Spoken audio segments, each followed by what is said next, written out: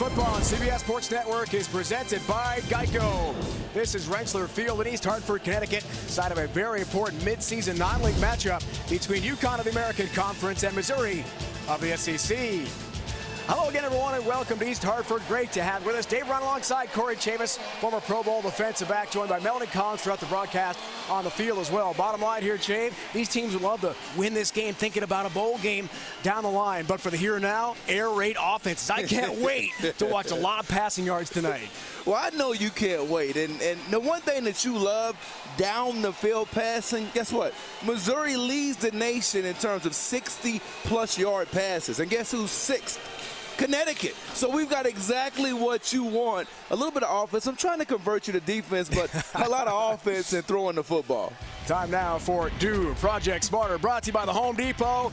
Mizzou QB Drew Lock leads the FBS yards per completion, 50 career TD passes. He's a star. Well, he's gotten smarter, and I think that throw against cover two, when you throw it, Dave, in between the cornerback and safety, it proves that those smart decisions pay off. And this against Georgia down the field, not necessarily what you would expect all the time from him, standing in the pocket in the face of pressure and doing it in terms of providing the arc for his receiver down the field. For UConn's Bryant Sheriff's third-year starting quarterback, and Randy Edsall, new coach now, and a new philosophy. There's a brand new system. Bryant told us yesterday he loves it. It's a lot more explosive than it was.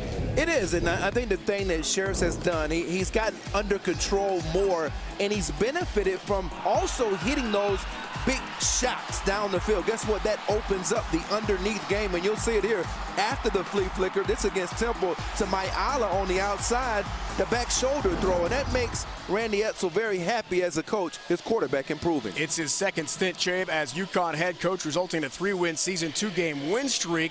First 2-game win streak since 2015. Told us yesterday, more patient this time around. Recruiting, player development will be the key to the UConn success story. Now down to Melanie Collins on the field. More on Mizzou head coach Barry Odom's method for getting the first half of a very tough season and moving on. Right, Mel?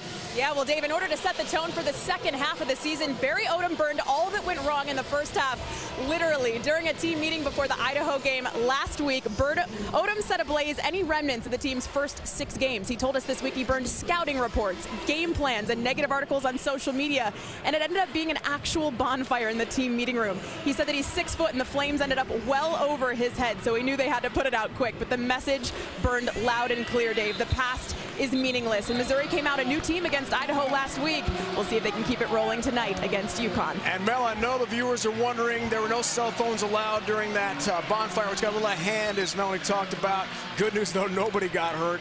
And Mizzou's moving on. Weather tonight here at East Hartford, it's perfect for college football. 62 degrees. Little breeze, field level, no rain in the forecast. UConn's won the toss, they will defer to the second half. Michael Tarbett will kick off, and Larry Roundtree the third. Deep man to receive for Mizzou.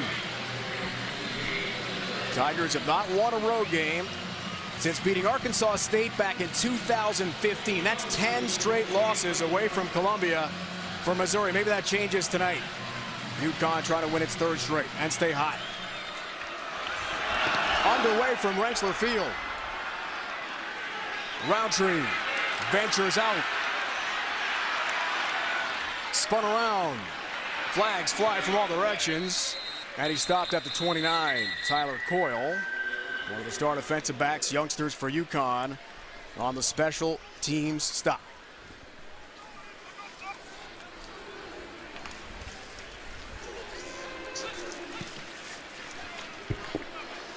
Mark Curls is our referee tonight, 13th season SEC crew here in East Hartford. During the return, holding number 38 return team. 10-yard penalty from the spot of the foul. First down. Time now for the Chick-fil-A starting lineup. For the Tigers, junior Drew Lock out of Lee's Summit, Missouri, can make all the throws. Pro prospect for sure. SEC's leading returning passer from last year. Twice he set Mizzou records this year with 6 and 7 touchdown passes in a game. He can move into third place all time in Tiger history in passing yards tonight. Career record though, 7 and 19. It's only a 27 win percentage. That's got to change, Corey, for Drew Lock and the Tigers if he's thinking about a big-time move to the next level. Well, you're right about that, Dave. And tonight is just the beginning of that process. Ish Witter. Feature back, and Locke is throwing out first down. Johnson the catch. Marche Terry escorts him out of bounds. Flag down. Well, one of the guys that's going to be a big part of it is Jonathan Johnson, who just caught the last pass. And we'll see what the call is from the referee. Holding, number 81, offense. 10-yard penalty from the previous spot. Correction, half the distance to the goal. First down. Albert Okwuegbunam, young star tight end from Mizzou, guilty party. 3 touchdown catches in the first quarter in that blowout win Mel told us about last week in Columbia, homecoming against Idaho.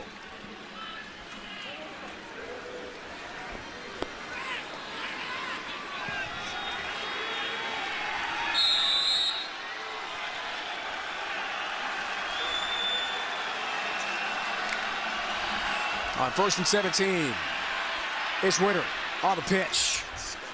Knocked down hard by Vontae Diggs. Yeah, on the other side, Dave, I think the big guy to look at tonight is Cole Ormsby, and I think he has to provide consistent pressure getting after the quarterback. He's a very physical football player. Play fake, second down. Pressure from Terry. Deep ball. And Hall can't keep up with that one. That's incomplete coverage there from Jordan Swan. Those young defensive backs we told you about for UConn and Randy Edsall this year. And it's third down.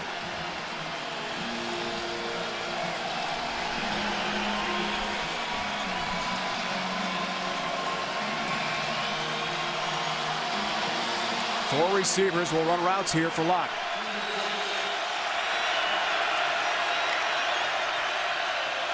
Time. Witter has a catch. Ish Witter slides down on the natural grass surface. And he's shy of the marker by about a yard. Gain of 5 there on the reception from Ish Witter. Well, they're really depending on Okwuegbunam to make a block out here on Junior Joseph. Now, he does his job, and you see him slip with the inside-out pursuit. And when I was down on the field before the game, I saw a lot of receivers slipping, and that's going to be something for us to keep our eye on. In fact, Marche Terry in pursuit just now slipped. And for Tony, we know about him, the punter, he puts on a show. For Tony, has that one go right through his hands, and it's going to be a safety. 2 points for UConn. And it's a new long snapper tonight, Dave. Drew Wise, he's kind of replacing a guy that's struggled as well, and James Workman. And for Tony, couldn't save this one. Now, he saved one against Purdue, but he could not save that one from Drew Wise. And I was just wondering who was going to long snap. That was what I was questioning. Was it going to be Drew Wise or James Workman? Both of those guys have done it this year, and boy, Wise gets off to a poor start. Wow, that was airmailed, not even close. So Corey Fatoni, the freshman All-American from a couple years back, will meet now with Drew Wise. We're on the field level watching the punt unit go through warm-ups, and all the snaps were perfect, but in the game, it's a different story. That was not even close. You got that right, Dave. And when we were down there watching, it was surprising that Wise and him seemed to have a pretty good chemistry, and he was getting off some pretty good punts, and that was the first thing we looked at when we were down on the field before the game.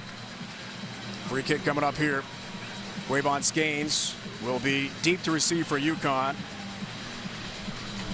Looks like they're trying to laugh that off on the sidelines. That's about all you can do. I mean, that was just not close. Fatoni is 5'11", and that was meant for about a 6'10" punter. So the free kick coming here for Tucker McCann, who was suspended last week for the Idaho game, did not kick for Mizzou. Nick Bartolotta filled in for him. Free kick from the 20.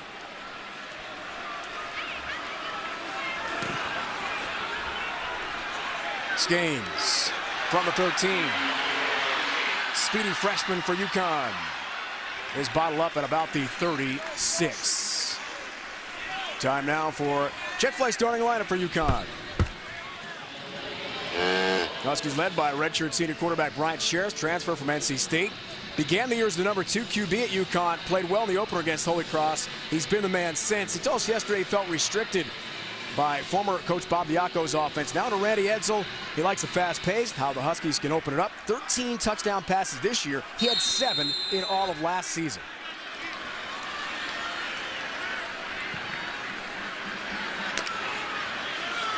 On first down, Sheriff's time. Run in. Skanes the catch. Knocked out of bounds by DeMarcus Acey.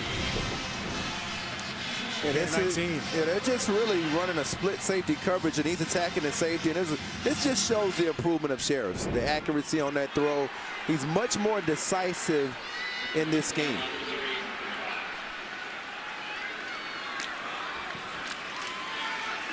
First down. Hergy Mayala can't bring that in incomplete. And one guy that's going to be important is Ryan Vandermark, and he's an impressive athlete. Played volleyball in high school at the Hun School out of Princeton, New Jersey. And I just like seeing him release on screens and get out in the open field. Only 265 pounds. He's going to be a good one as he grows into his frame. Part of the youth movement at UConn for Randy Edsall in his second stint leading the Husky program. Big changes after only 3 wins last year. Second down. Hergy Mayala has the catch. Hit there by Adam Sparks. True freshman from Mizzou, gain of 5. And on the other side, one of the players he'll be going against, Dave, is Marcel Frazier. And I think he has to really step it up over the next couple of games. Now, the last 3 games a year ago, he had 6.5 sacks. He's a very talented pass rusher. They need him to perform at his best tonight. And in fact, on this play, I think he's down inside at the 3 technique or the defensive tackle position. Third down for UConn.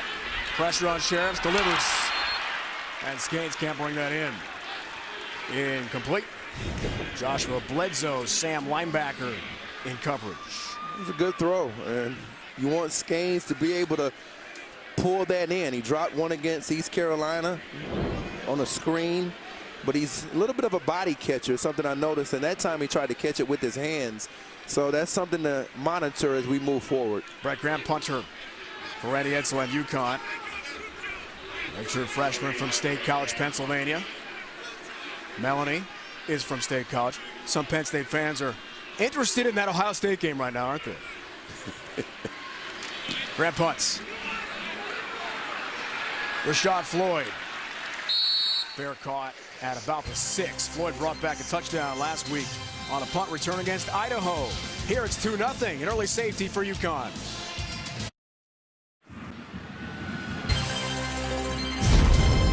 College football on CBS Sports Network is sponsored by Geico. 15 minutes could save you 15% or more on car insurance. By Verizon, the best network and the best unlimited. And by Chick-fil-A. Start game day strong with the new breakfast hash brown scramble bowl. Remembers that unforgettable 2010 UConn season under Randy Edsall in his first stint here. Huskies co-champs of the Big East are in the automatic bid at the Fiesta Bowl and matched up with Oklahoma out in Tempe, Arizona. And Missouri, I think, Dave, in this game, they've got to control the line of scrimmage on defense. Their stars have to step up. On the other side, UConn, they've got to force 3 and outs. Missouri has 14 on the year. Pitch to Ish Witter on first down. Physical play along the sideline there with Jamar Summers.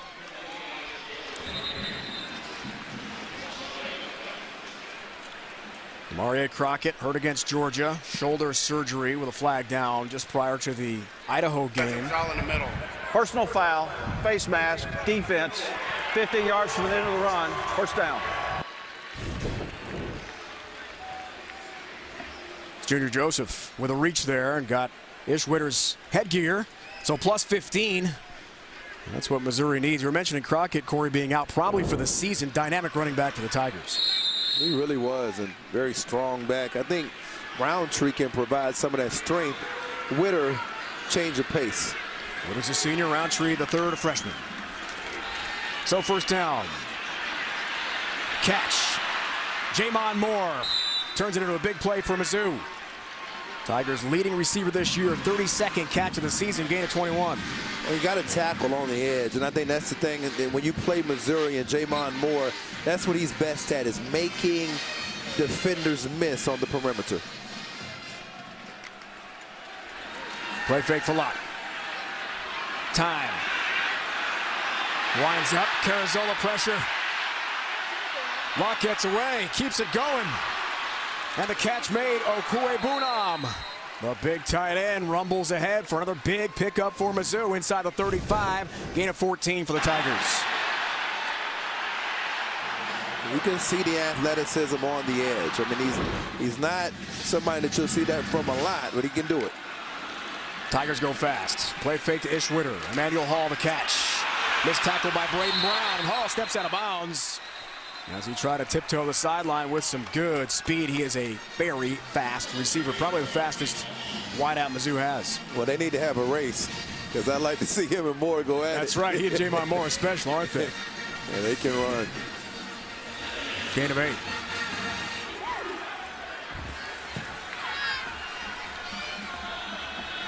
Josh Heupel, offensive coordinator for Mizzou. Down things up here early. Tigers in a hurry. Play fake. Jamon Moore has a catch. Missed tackle. And then great hustle down the sideline. Tyler Coyle eventually polishes him off. Swan could not make the play on Jamon Moore. It's a gain of 23. Well, this is just one-on-one with the freshman. You've got to win this matchup if you're Moore. Yep. And look at the hesitation and gets back outside the stiff arm. He's strong, too. Over 200 pounds with the quickness.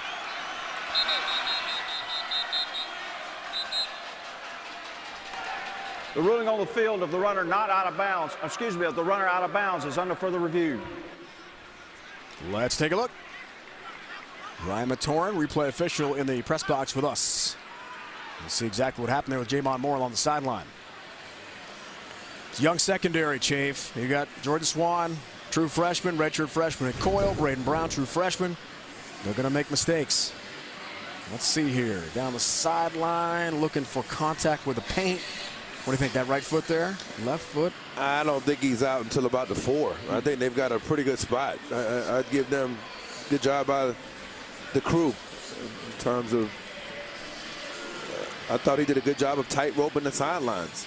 And there's that balance that we talked about and strength for Moore. Now, this is maybe a better look at it. There's a stiff arm. And I don't see anything definitive that would cause that play to be overturned in terms of where he stepped out at. The conclusive video evidence to overturn that. Tyler Cole trying to bring him down. Boy, Jamon Moore is strong. That's not easy to do.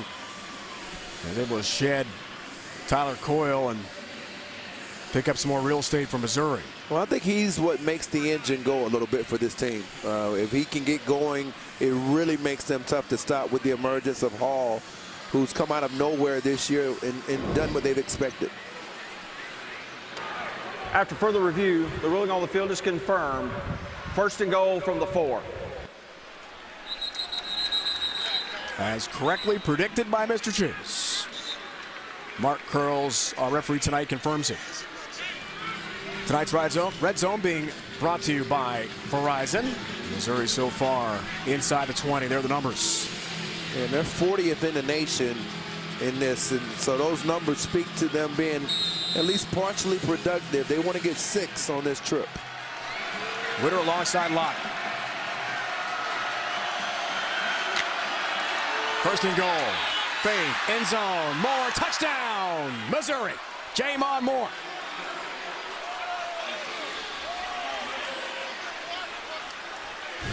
Sixth TD catch of the year. And this is Jamar Summers, another NFL prospect, and they're going against each other, and he mistimes his jump. And at that point, Locke puts it in a spot where him and Moore, you can see they've worked on that in practice. And that's why he's got the most touchdown passes in the SEC, and he's second in the nation. Jamon Moore continuing to put up numbers. That's his 6th touchdown catch. Tucker McCann is back off the 1-game suspension and kicking for Mizzou. It's 7-2. Well, they always ask if you're a Tiger to give me some more. And Locke is getting excited because Moore gives him just that.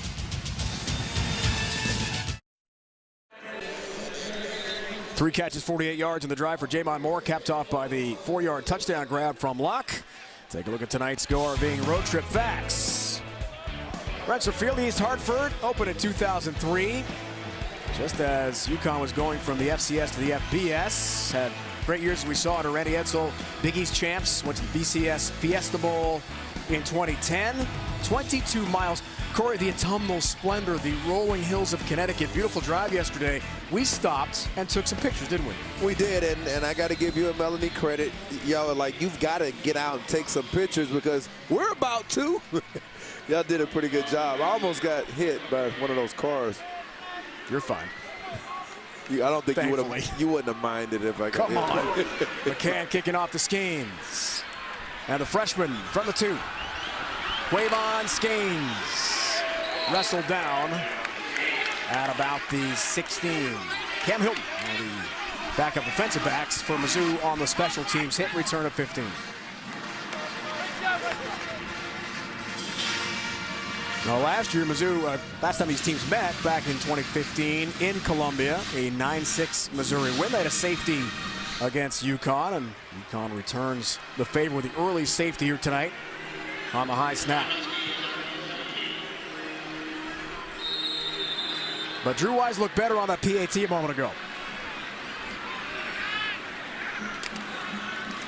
Sheriff's in the offense back in the field. Brian Sheriffs has that knocked down, nearly intercepted. Marcel Frazier went up high, got a piece of it, and almost brought it down for a pick 6. He did this against Idaho last week. He almost did the same exact thing, and this is what I was talking about with the activity of Frazier and what he can bring to the team. It's one of those players that can disrupt your entire game plan. Second and 10. Sheriffs looking for Herji Mayala and Marcus Acey on coverage. Incomplete. 3rd and 10 here for Brian Sheriffs and UConn. What's the feeling you got, Corey, along with Melanie yesterday, sitting down with Brian Sheriffs? We've talked to him a lot over the years. He seems really matured. He does. I think he's mature because of what is going on and his confidence within this system. He's seeing success. And I want to see on this whether he throws in the middle of the field. That's a place he's gotten better at this year. Big moment here. Lots of pressure. Gets that one off. Mensah has the catch. Kevin Mensah with a flag down. This might come back. A marker. There are 2 markers down at the 26 and 31. It's a gain of 20 if it stands for UConn. Kevin Mensah, the true freshman from Cheshire, Connecticut. Been a big factor this year for the Huskies. Personal foul, face mask, number 17 defense, away from the ball prior to the pass. 15-yard penalty is tacked on to the end of the run. First down. DeMarcus Acey, sophomore from Dallas, guilty party.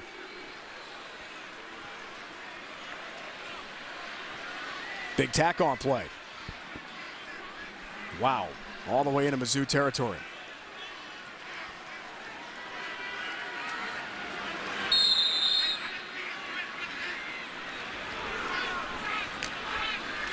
First down. Mesh play. Mensah, the carry. Runs right. Good pickup. Perez Hall knocks him out of bounds there for Missouri. Missed tackle by Acey. Well, Cam DeGeorge, number 70, you're going to watch him pull around the edge and watch the block that he makes. He blocks on Acey, and that allows Mensah to get around the corner again. So DeGeorge showing his versatility as well. Second down. Sheriffs keeps. Sheriffs first down and slides the safety. Right in front of Anthony Sherrills, closest to him for Mizzou. A threat to run at all times.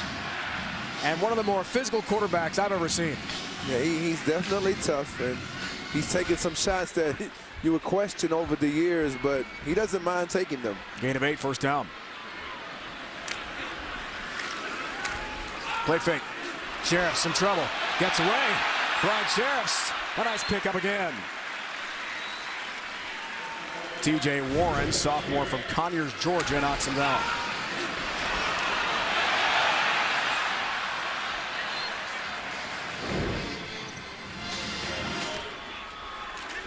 Second and short. Mensah tries the right side and is shy. He needs the 26 for the UConn first down.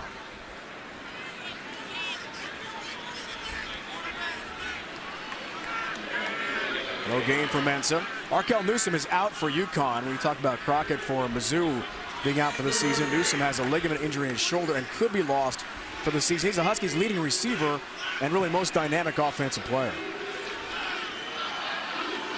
Key injuries tonight. 3rd and 3. Pressure. Cale Garrett was bringing the heat. And the pass is incomplete. Looking for Tyreek Beals. See Garrett on the inside stunt and the blitz, and he's able to get to him and make Sheriffs get rid of the ball early. But it was a pretty good break outside by Gerard Alton. And that in itself, if he did throw it on time, he might have had a chance to pick it off.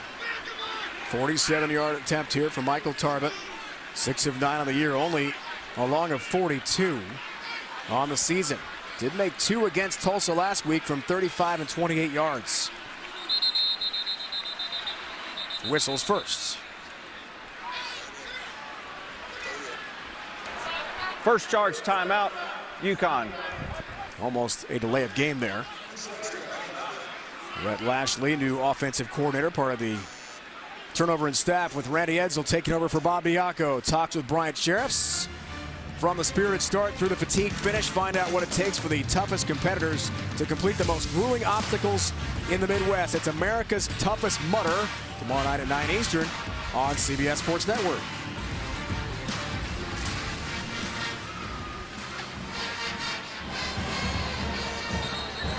Guys, UConn was kind of forced to take that timeout. Vandermark ran off, didn't realize what was going on, and then Tommy Hopkins had to tell him, hey, it's a field goal, run back out there. True freshman, Mel, we talked about it. It's a big theme for Randy Edsall. He and Rhett Lashley, his offensive coordinator, have decided guys like Vandermark are just going to play and take their lumps and learn this year and develop and not sit behind seniors like Tommy Hopkins.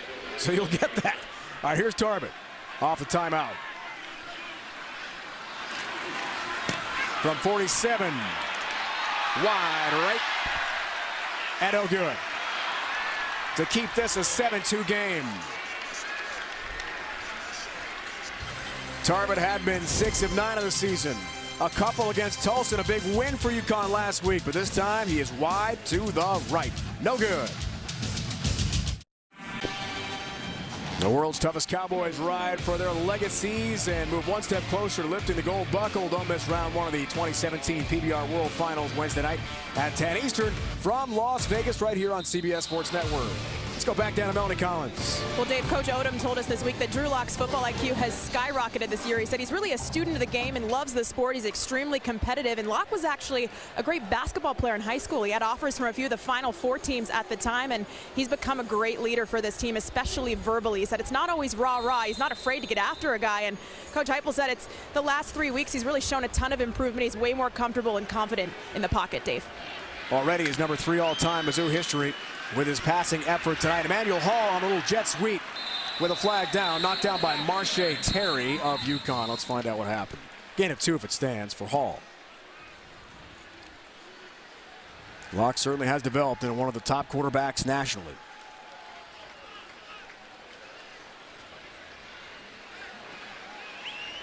.24 touchdown passes this year for the junior.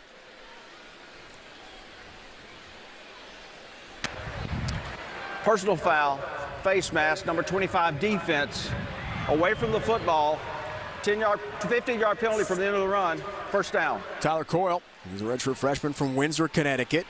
Remember, DeMarcus Acey had that same off the ball, away from the play, face mask call for Missouri earlier tonight. Got a little bit of a look at it there. He was actually trying to get off of the block, and that's one of the reasons why his hand got up. And I've had that happen to me before, trying to get off of a block. Sometimes your hand gets a little bit too high. So first down for Locke. Hall lost his footing, still made a nice catch, and eventually put down by Swan and company. Some help there from Tyler Coyle. Well, just watch the room that you're seeing outside from these receivers and these defensive backs. There's a lot of room on the outside. Look at all the room up both sides. You know, those throws will be there all day. Play fake to Ishwitter. Locke, deep ball. Jamon Moore runs in to Swan and a PI. Definition of pass interference. Wasn't looking back at the ball. And flags fly from all directions. It'll be a call against Jordan Swan. Well, as the ball is in the air. Pass interference, number 30 defense. 15-yard penalty from the previous spot. First down.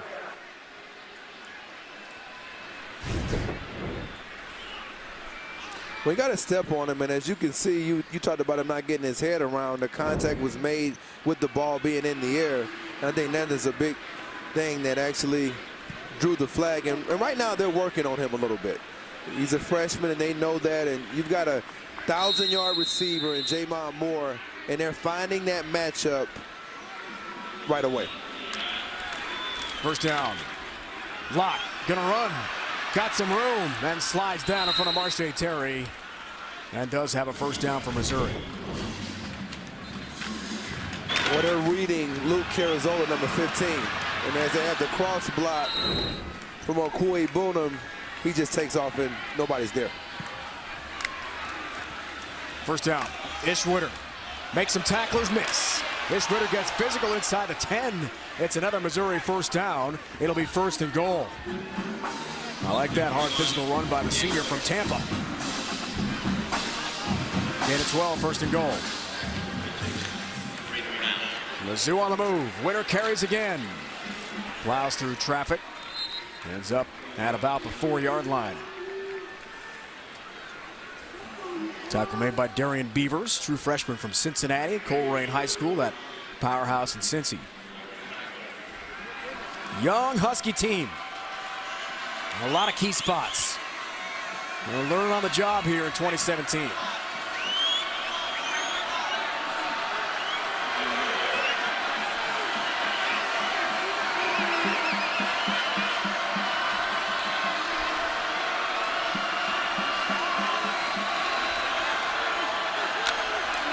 Second down. Locke, end zone. Okwuegbunam has got it. Okwuegbunam, touchdown for Missouri. The tight end had 3 last week against Idaho. And he's got his first tonight. 4-yard strike.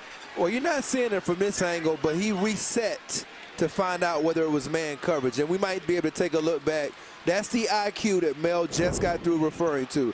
He actually got the play from the sideline. He saw they were in man coverage, and then he moved them to the other side of the ball, and then he won with the matchup. So that was all about Drew Lock and his growth as a quarterback. Tucker McCann at the PAT. Both touchdown passes from Locke to Moore and Okwuegbunam. 4 yards out. Tigers are roaring, Corey. Katy Perry. I know you love Katy Perry. Let's roar. Nobody better than her. Mizzou looking good.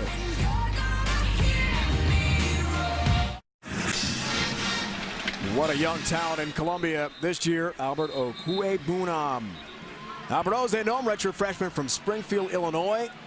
We talked with Josh Heupel, offensive coordinator from Mizzou this week. They love his pass catching ability. And 6th touchdown catch of the year. That ties him among all FBS tight ends. That's a serious young talent, Corey. Got some young studs out here today. Well, he needs to go buy Drew Lock lunch because he moved him over, got the matchup for him against Marche Terry. And again, I mean, we just heard about that on the sideline, about the IQ from Drew Lock. He moves him in the pre-snap after getting the play from the sidelines, and you see him communicating on the sidelines now. I think that was you couldn't have seen a better example of what he did in the pre-snap. Ended up working in the post-snap for Okwuegbunam. Touchdown. McCann kicking off. Skanes will not venture out. Takes a knee, touchback for UConn.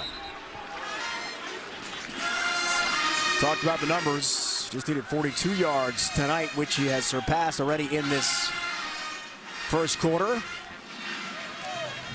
94 passing yards, a couple of touchdowns tonight, plus that 10-yard run. If Locke can be a threat with his legs, Corey, the RPO offense that Josh Heupel has engineered at Mizzou, watch out. Dangerous team.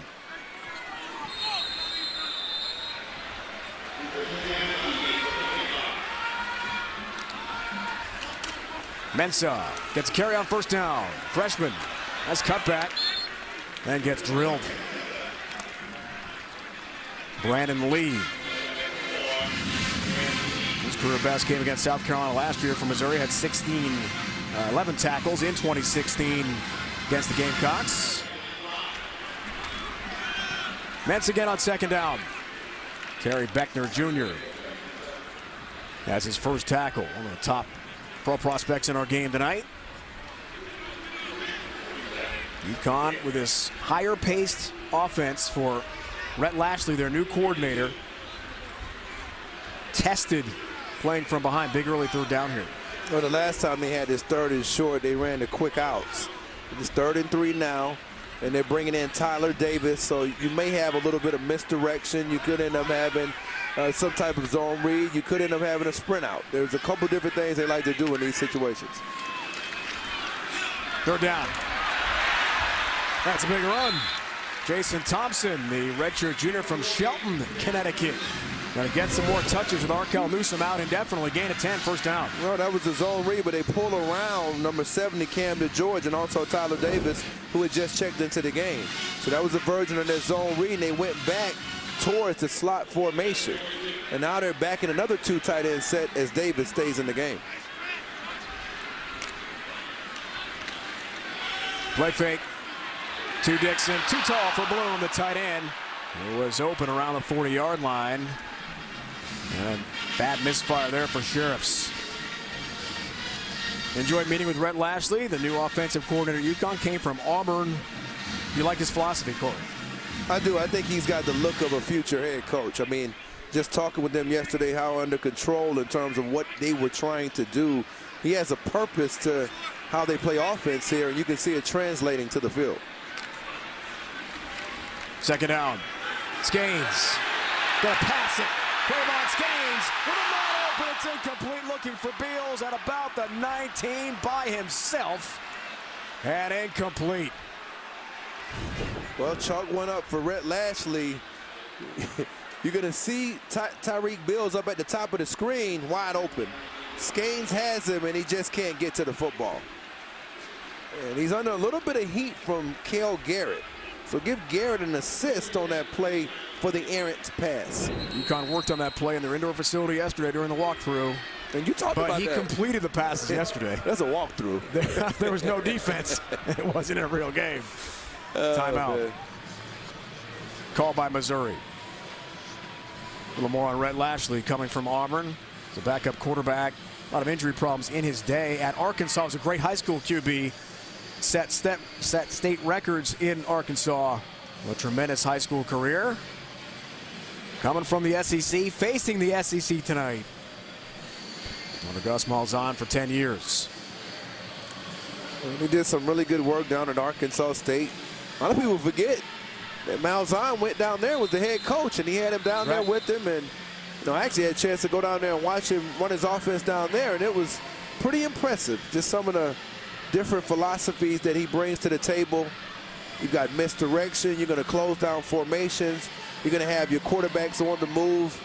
And as he continues to build his program, you'll see this UConn offense make more and more strides. Now it's 3rd and 10.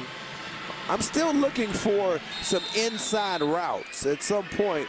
That's the best route in this down and distance for Sheriffs.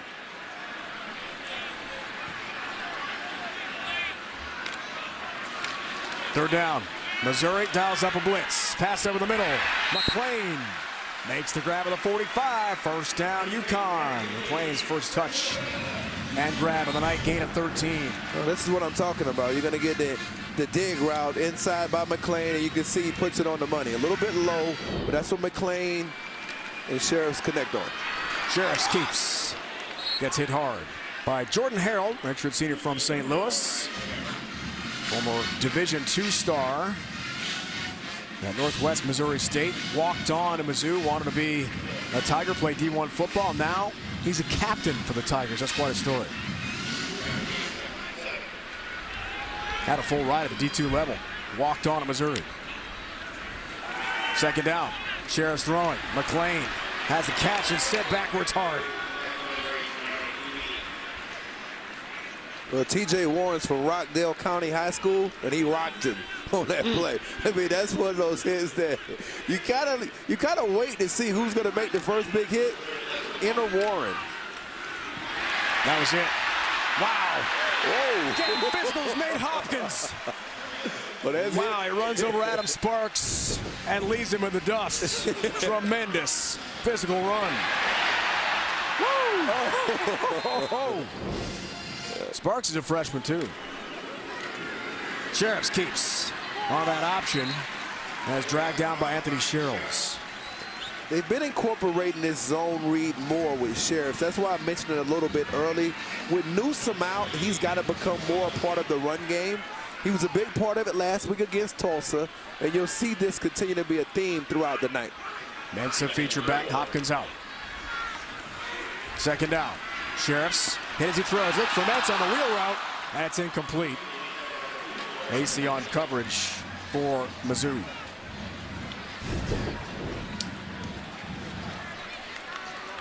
Watch him stand in the pocket and take that hit for Walter Palmore. And man, I tell you what, we've had some highlight film collisions already, but again, it's third down, and now we're going to see with this stack look, will they go back to the quick game or go to the sprint out? One-handed grab there. Good play by Sheriffs on a snap that was errant. Brian Sheriffs running it.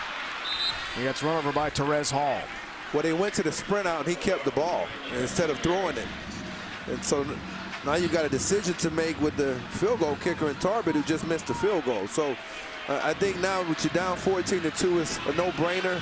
And they're going to maybe look for Hergy Mayala at the top of the screen. Big play, 4th and 5. Randy Edsall wants to go for it here. You got to get Mayala involved, Dave, at some point. This is a one-on-one at the top. So Sheriffs on 4th down, looks for Mayala, but low throw in the dirt and incomplete on a sticks route, just as Corey called. Reggie Mayala out of Quebec, Canada, was the intended receiver. Not a good throw. Well, it was a good coverage by AC, who slips as well. And I think footing will continue to be something to monitor. You're right, it wasn't a great throw, but AC disrupted him off the line of scrimmage, and I think that's a big reason why the ball would look like it was a little bit worse than it really was. Corey Chavis loves track and field, so it's time now for the Jimmy John's Freaky Fast player of the game. It's Emmanuel Hall. Look at those track stats. I got something for you. 2011, to add on to that great stat by our crew downstairs, the AAU Junior Olympic National Champion in the high jump. He's a 6'8" high jumper. Jonathan Johnson. I love it. On the end around. Coyle bumps him out of bounds. Hall's a good one. Tops in the FBS in yards per catch, 28.38 per grab, entering this game here tonight in East Hartford. Second down, Lott, some pressure. Looks for Johnson, backpedaling, makes a great catch in UConn territory. Summers closest to him, all the way to the 40. It's a gain of 35. When you see how they flood the zone and it takes Summers out of the picture, he's going towards the inside route, and there's another route coming up the sidelines right behind him.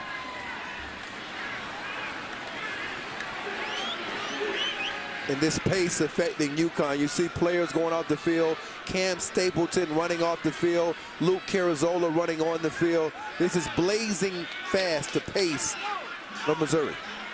Locke 11 for 12 here in the first quarter, 129 yards and 2 touchdowns. Wow. Here's Locke again throwing. He's been on all night. Another catch. Dominic Collins, senior from Lake Forest, California, JC transfer, has his first grab of the evening.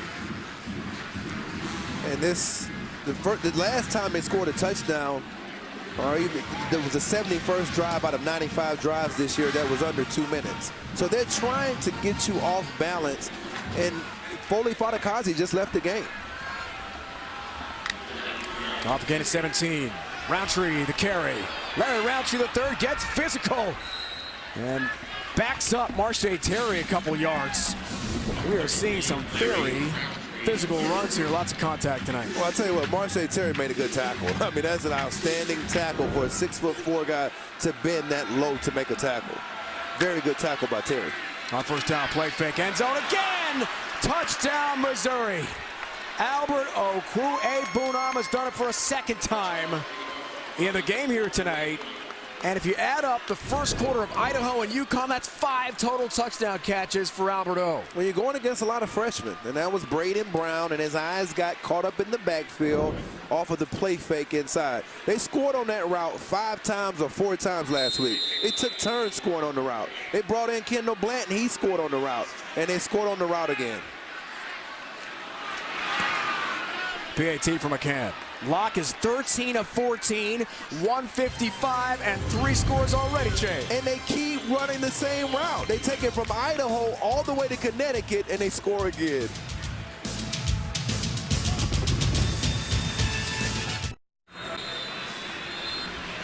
Okwuegbunam last week had the first career multi-TD game. That was against Idaho homecoming in Columbia. He's got another one here tonight.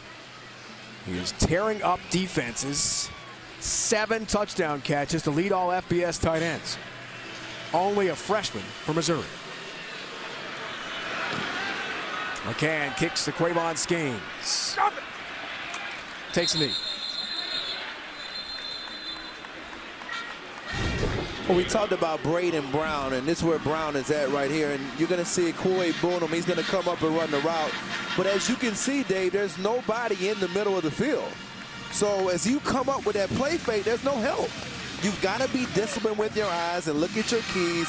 And your key is Okwuegbunam on that play if you're Braden Brown. He's an excellent player. I think he's going to be, you know, one of those players that they can build on. He won 4 straight state championships in high school at Fort Mill High School. But you know, he's a young player that's still learning on the job. First down for Sheriffs. Mensah, incomplete. Right off his chest.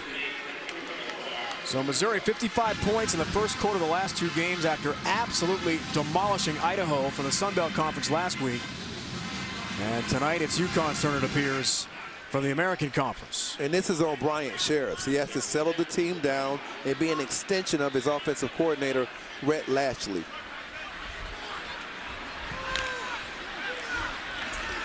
On second down, McLean has the catch. Cale Garrett drops him. You got to convert here. I mean, because Missouri coming into this game was given 127th in the country in third down defense. You're giving up almost 50% conversion rate on third down. You've got to find a way, and this is where you may get the quick outs or the crossers, quick outs preferably for UConn here. Here's third down. Sheriffs under duress. Tyreek Beals has the catch. Knocked out of bounds by Cam Hilton. And that pickup will move the chains out to about the 37 in the final moments here in the first quarter. That's what you have to do. You have to execute.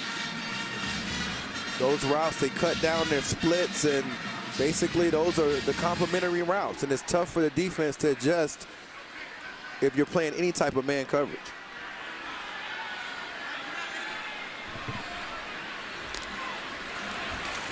On first down, Sheriffs. Incomplete. Hergy Mayala, intended receiver. Logan Cheadle on coverage. His uncle's Don Cheadle. I mean, does everyone not love Don Cheadle? I love actor. Don Cheadle. He's one of my favorites. He's one of everybody. Ocean's 11 series, Iron Man. I mean, come on, he's awesome.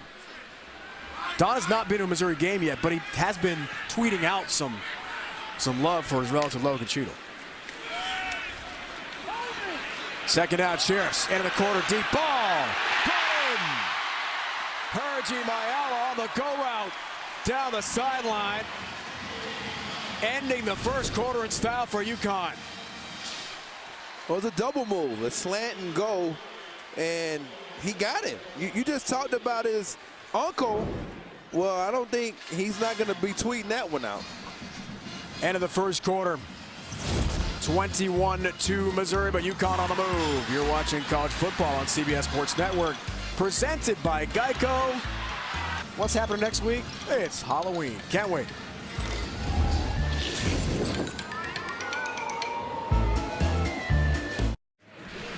October is Breast Cancer Awareness Month, and the fight to find a cure marches on. Join CBS Sports Network for the AutoNation Cure Bowl coming this December, only on the 24-hour home of CBS Sports, December 16th from Camping World Stadium in Orlando. UConn, Dave, is 12th in the nation in terms of being able to really execute on 40-plus yard passing plays. Here's a slant and go to Hergy Mayala. You can see the move that he makes. There's a big reason why he's averaging 18 yards per reception, and now they're in the red zone.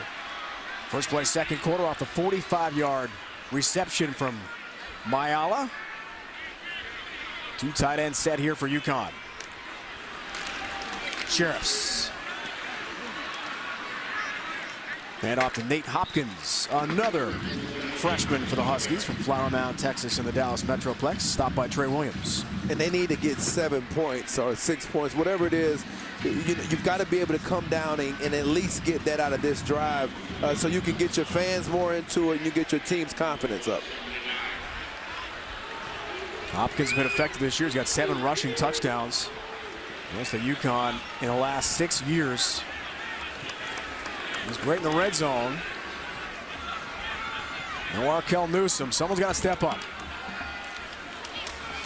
Play fake. Trouble.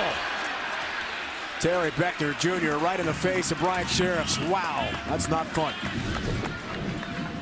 Well, Beckner, you can see nobody blocked him. And as good as he is, when he doesn't get blocked, that's pretty easy to finish off. And that was just miscommunication with the UConn offensive line. And now you got a 3rd down and 14. You can see a shot of Newsome on the sidelines, but he can't help Sheriffs on this play.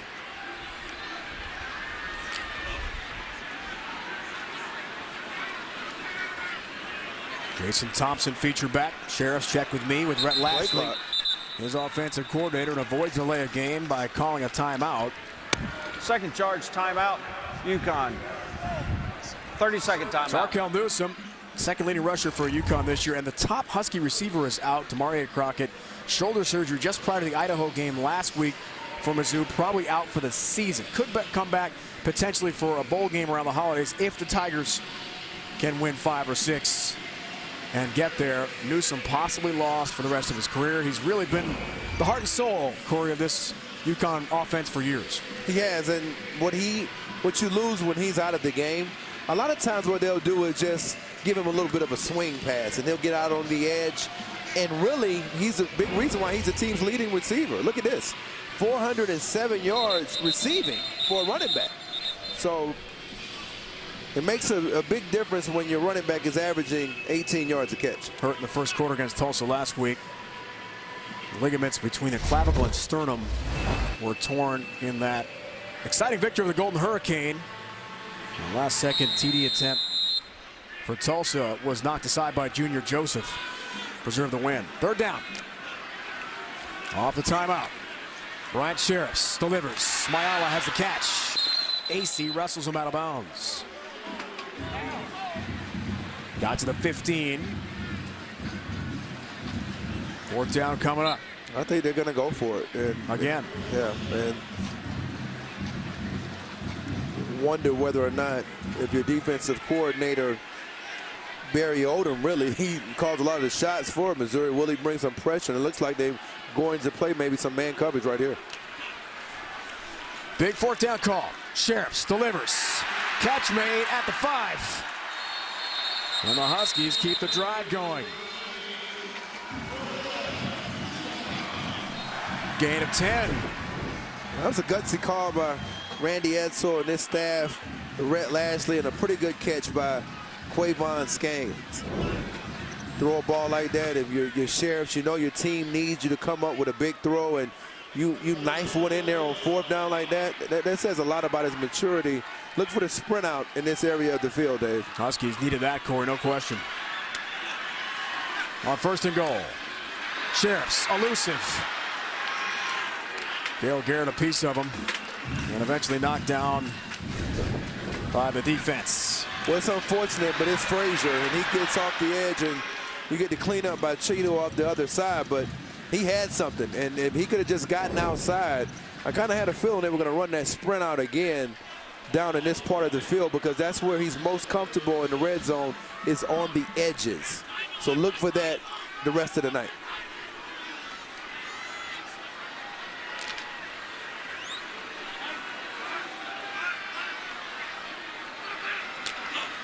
Mensah on the shift. Sheriffs, trouble again, buried. Lee got there. Marcel Frazier as well. And Brandon Lee sandwiched Bryant Sheriffs. Well, guess who else was looking for the sprint out? Missouri. And there's Frazier again. And Lee comes on the backside. They've got it cupped. They know. You can see the discipline by Frazier on the edge. He knows that he's trying to get out to his right. And a lot of the sprint outs have been to his right. We've got a bunch formation on this next play. and he's got to identify whether or not it's man coverage up here at the top of the screen. Loss of 7, 3rd and goal.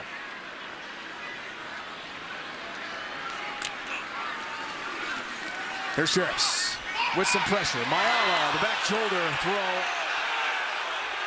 And no flag. AC on coverage. 4th and goal. Let's see what Coach Edsall's got in mind here. Well, he saw he had man coverage down here, and it's against AC, the biggest corner that they have, and I thought he did a good job of playing through the hands. You don't have to always turn back. You can play through as long as there's not any contact being made. You don't have to necessarily look back all the time. You can play through the hands, and AC did just that on that play, and he pretty much locked down Mayala. Timeout called by Missouri. Second charge timeout, Missouri. 30-second timeout. Really nice hour-long sit-down. Well, with Melanie yesterday in stores at the UConn campus yesterday.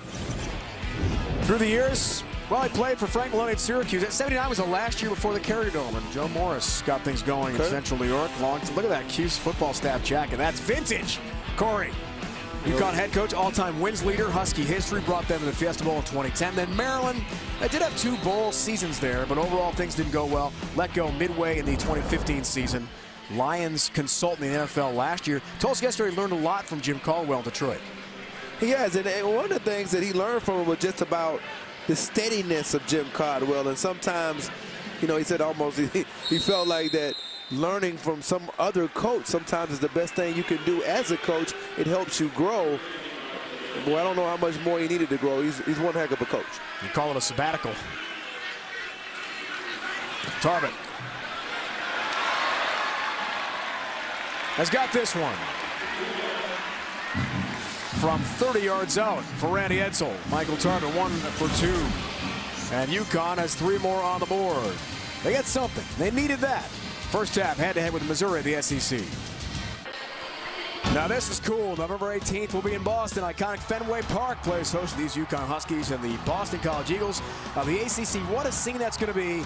Played amongst the backdrop of the Green Monster and the home of the Red Sox. It'll be our pleasure to bring you BC UConn from Fenway 3 weeks from today at 7 Eastern, only on CBS Sports Network. The Fins, Fenway Park, Corey, they're getting it ready. Now the Red Sox season is over, knocked off by the Astros in the playoffs. Managerial change there. It's all about football at Fenway. I can't wait to watch that game. Yeah, I tell you what, Boston College, you been checking them out? Demolished Florida State last night. That wasn't even close. Man, boy, they've got the young quarterback playing well. You really have to like the direction of that program, and they always play defense. We know that.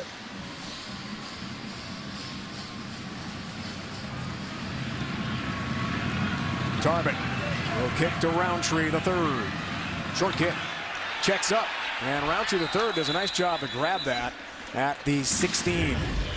Drew Lock 14 of 15, 160 yards, 3 scores, no picks. Corey, wow, effective. He has been effective, and I think most of it goes to the red zone. All of these plays in the red zone, finding his matchups. And listen, at some point, teams, when you play Missouri, you're going to have to protect the middle of the field in the red zone. It's really been an issue the last couple of weeks for both Idaho and then UConn tonight, and he's taking advantage. If you're going to give him layups, that's where that football IQ is coming in. I'm going to take them. He's a basketball player, as Melanie talked about, so I'm sure he's got a pretty good vert. Now, maybe not like Eric Dungy. Well, that's Syracuse. That would be a good contest. First down, another completion. Johnson has the catch. Marche Terry trying to catch up with him, and does. Wrestle him down at about the 30. First down for the Tigers. Gain of 13. Barry Odom's offense is cooking here, Corey. And look at the time on all of those. That's what you got to look at. 120, 140. That's per their average. They get it done quickly. Block, trying to stay red hot. Johnson down the seam, was open. Summers and Terry on coverage for UConn. Second incompletion of the night for Drew Lock. You can see the arm strength because he was trying to get the ball in between Terry and Summers, and that's where you can see the next level type of throw. Because to throw that type of pass, you have to put it on a line, and he probably put a little bit too much steam on it, just a bit. Pro arm, no question about that. Roundtree the 3rd. Nice bounce out for Larry Roundtree. First down and then some. Vontae Diggs finally escorts him out of bounds, but I like the stop and go for Roundtree, the freshman from Raleigh, North Carolina. That's a big reason why they have him as a kick returner. And you can see the wide receivers out blocking.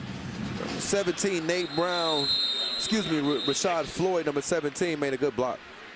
Gain of 25. Kevin Murphy is down and shaken up for UConn. Redshirt sophomore from Westchester, Pennsylvania, outside Philly.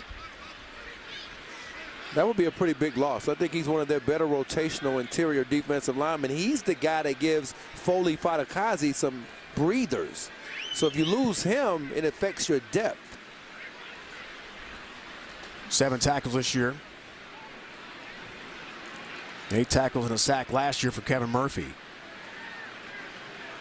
Defensive front, we thought coming into the game for Billy Crocker, the first-year defensive coordinator for UConn, would have a real chance to be a difference maker, but Drew Lock and this Mizzou offense has picked the defense apart. Well, they've spread them out, and they've made it a space game. And what they've done is they've incorporated Johnson on the first play of the game. It was a screen to Johnson. You just saw a screen a second ago, and then you all of a sudden out, he's spreading your defense laterally from sideline to sideline, and it negates your defensive line, particularly when you have a 3-man front. You got 3 defensive linemen. So at some point, if you're Billy Crocker, you may have to bring some pressure. Murphy being checked out. First down, Mizzou. Play fake to Roundtree. Floyd has the catch. And Coyle wrestles him out of bounds. Rashad Floyd. There's Josh Heupel, former finalist for the Heisman Trophy. And Mizzou's offensive coordinator. He felt in our discussion with him this week that the Tigers are really ready to bust out on the road after that impressive game against Idaho last week.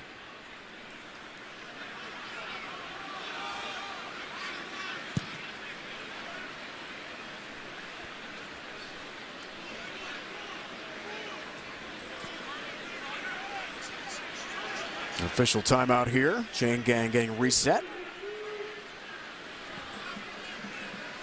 Well, pickup of 9 yards looks like on first down. Second down and 1. You can do whatever you want. You can run the football. The chains had moved to determine the down. It is second down and half yard to go. Second and half yard. Call this a waste down, Dave. You can do whatever you want. Take a shot here? Take a shot. Take plenty of them. Every time you get second and 1. Because the reason why I say that is because, listen, even if you want to run and try to get the first down, they're spread out all over the field. Lock on second down. Play fake. Floyd to drop at the 15, incomplete. Junior Joseph dropping back on coverage there against Rashad Floyd, who had a punt return for a touchdown and his first career TD catch against Idaho last week. And this reminds me of the Kentucky game. He had a drop on a slant going across the middle of the field in that game on 3rd down and 5. So now it's 3rd down and 1, and I believe you've got a challenge if you're defensive coordinator Billy Crocker right here, because you don't want them to just stand up and throw a screen.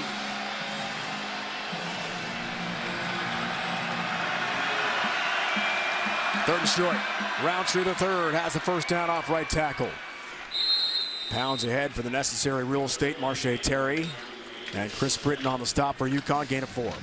And they're running behind their big guys on that side. That's Trevor Sims and also Paul Adams. Those are the 2 best run blockers to me up front.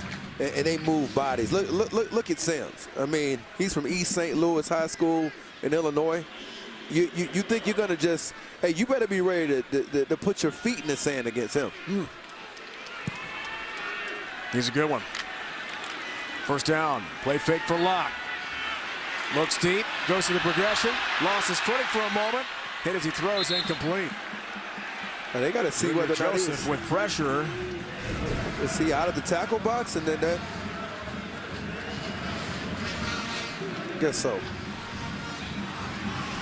There was nobody in the area, I'll tell you that. No granted call. Referee Mark Curls explaining to the crowd.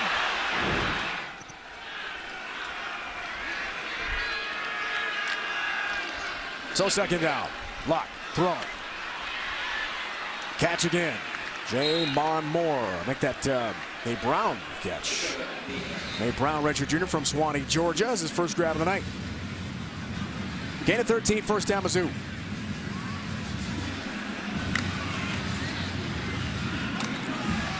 Brown again. Has a catch. Coyle has him. And Jamar Summers tries to get physical as well, along with Jordan Swan. If you don't want to press the receivers as they get closer to this part of the field in the red zone, at least bring your off coverage a little bit closer. And I'm talking about the cornerbacks on the outside, both of these guys. Get to the point where you're not, 10 yards off, so they can't just stand up and throw it. Second down for Missouri. RPO. Lock in some trouble. Pressure Carazola. Ball is down. Luke Carazola, the hustle to grab the loose ball. Officials are saying he is down, though, and no fumble, says Mark Curls, the referee. Well, I don't know if I agree with that. Let's see. Maybe that left knee did come down. Contact point. Yeah, there's the knee.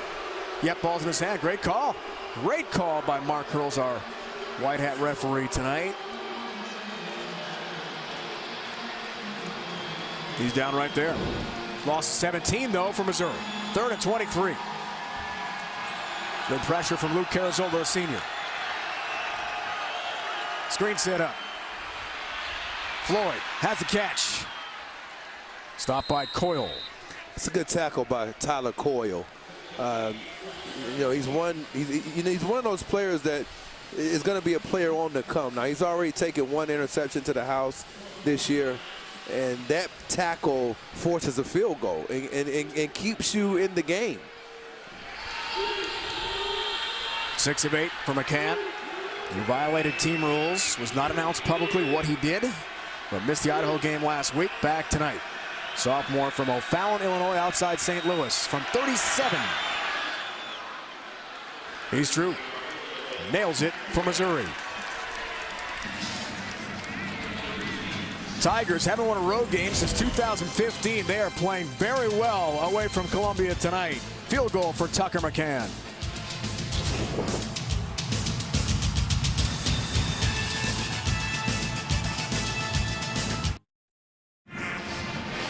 Let's take a look at this week's AP poll top 10 powered by Ram Trucks. Oh, Melanie Collins. Penn State has lost to Ohio State. I'm depressed. JT Barrett scored 39-38.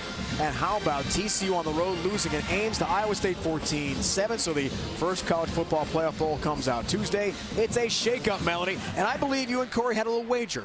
We had a wager going, and Corey, I have to say I lost. I'm warming up down here to run the steps next week. Oh, I'm so disappointed, though. I feel like Penn State's looked like more like a complete team each week, but my one worry all season was that offensive line, and I think that showed tonight. McSorley had no time to attempt to come back there at the end. Well, I mean, I'd have to admit, I was getting a little bit worried. I thought that I can't lie about that, and I got to take the onus off of Penn State, and let's give Iowa State some credit.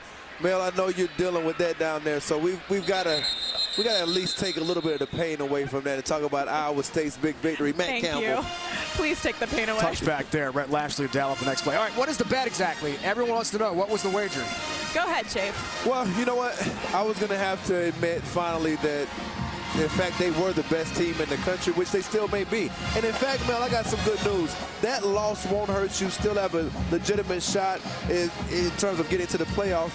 But it's going to come down to Ohio State, and you know what they're going to have to do moving forward. To answer the question, she has to run steps at FAU next week. Okay? I'm trying to get off of that. I know. You were a little evasive there. I wanted to be clear.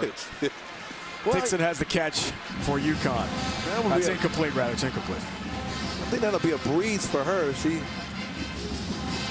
I'm not sure she's ever been to FAU Stadium. West Palm. It's actually pretty big. So are you going to make her the whole thing? Ice skates, she snowboards. I mean, she does a little bit. She's a tremendous athlete. So, I mean, I don't think she's worried about some denying that, steps. but I think we're going to have the cameras rolling for that one. Sorry, Mel. Tough one tonight. Man, it was tough for Penn State. Here at 2nd and 10. Keon Dixon did not make that catch for UConn. The Huskies in a big hole against Missouri, the SEC. Tigers looking strong for a second straight week. Hopkins the carry. Beckner got a piece of him, then did with one hand bring him down. That's how strong Terry Beckner Jr. is. 305-pound junior from East St. Louis.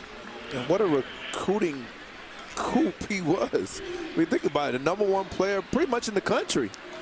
number 2 on some people's boards, what have you. I mean, this has kind of been his best year so far, and they're expecting even more moving forward. Third down. Sheriffs. Beckner Jr. almost has the pick, and he drops it. It's incomplete. He'll get the pass broken up, but Terry Beckner just about, little dab for you, has the interception and a pick 6. What an athlete. And this was the one weakness that I thought he had, and that was running the line games a little bit. I thought sometimes he lacked energy. That time he looped around, got his hands up, and you'll see him come around late, really beating the block of Brendan Beckery, and what an athletic play. That's why you were considered the top player in the country coming out of high school. Overcoming 2 season-ending knee injuries. Graham punts. Shot Floyd.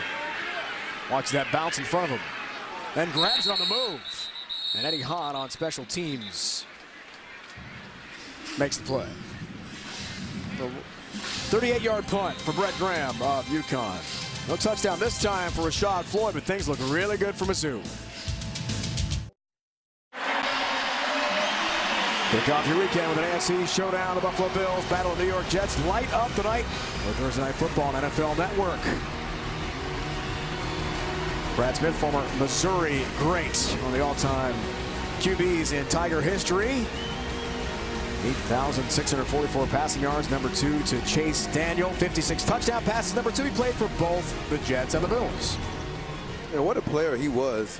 To even being mentioned in the same breath with Brad Smith and Chase Daniel gives credence to what Drew Lock has been able to accomplish at this school, and tonight has been no different.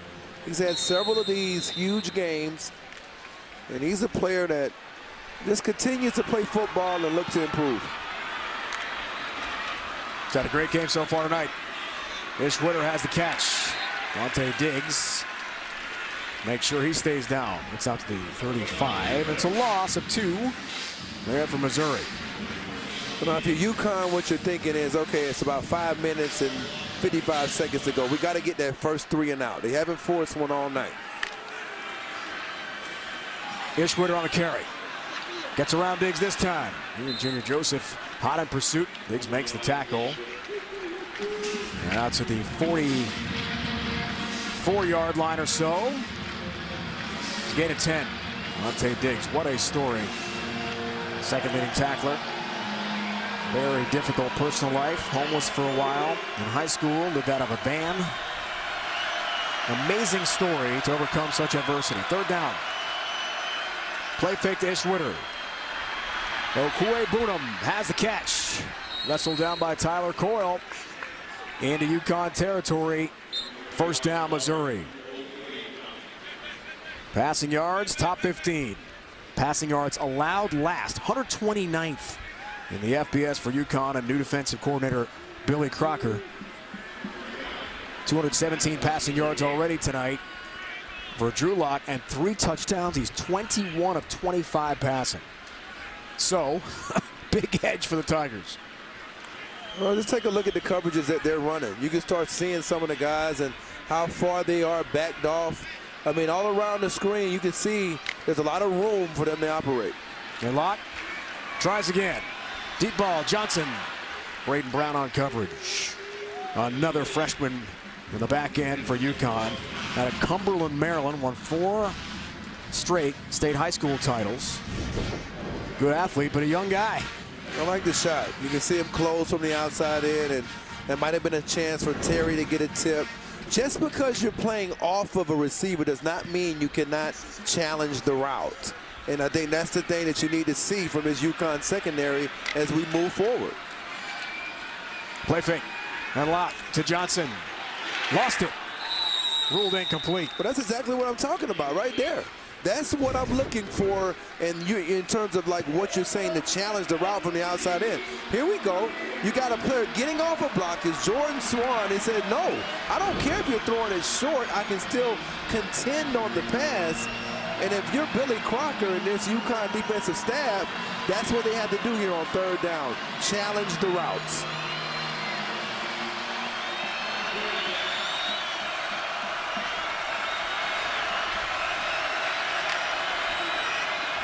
Third line. UConn could use a stop. Juggled, catch, Witter. Ish Witter dragged down by Junior Joseph. He bobbled it, brought it in. Big pickup all the way down to the 26, gain of 22. First down for the Tigers. Well, you got to match up. I mean, Witter against Joseph, and he's trying to close from the inside out, and that's a tough matchup. Witter is very, very elusive in space. Block throws again. Jamon Moore the catch. Thrown down by Jamar Summers. You got to challenge Moore. That's where he struggled at, when you challenged him. He had a fumble. Last week, he had a fumble. Going across the middle of the field. Ish Witter breaks tackles. Inside the 10, Braden Brown finally involved in the stop for UConn, trying to keep up with this high-octane Tiger offense. Is a big challenge. You see his legs never stop moving. Look how he's running through the contact. And now you've got UConn defenders trying to get off the field. They're struggling just to get off the field because this pace is unbelievable. And you can see they're trying to score another touchdown with Locke being the maestro. Where's Okuebuna? First and goal to the right of Locke. Ish Witter has room. Ish Witter has the end zone. Touchdown, Missouri.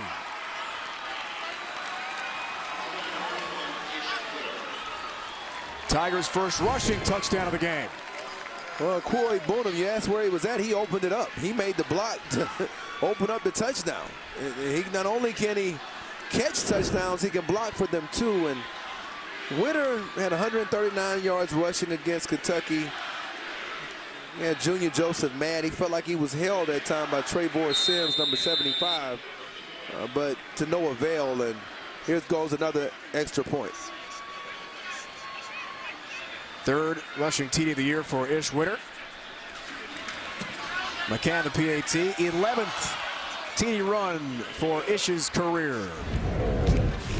And if it must be the place, then Ish Witter trying to find his place in those Missouri history books, continuing to get it done, the senior.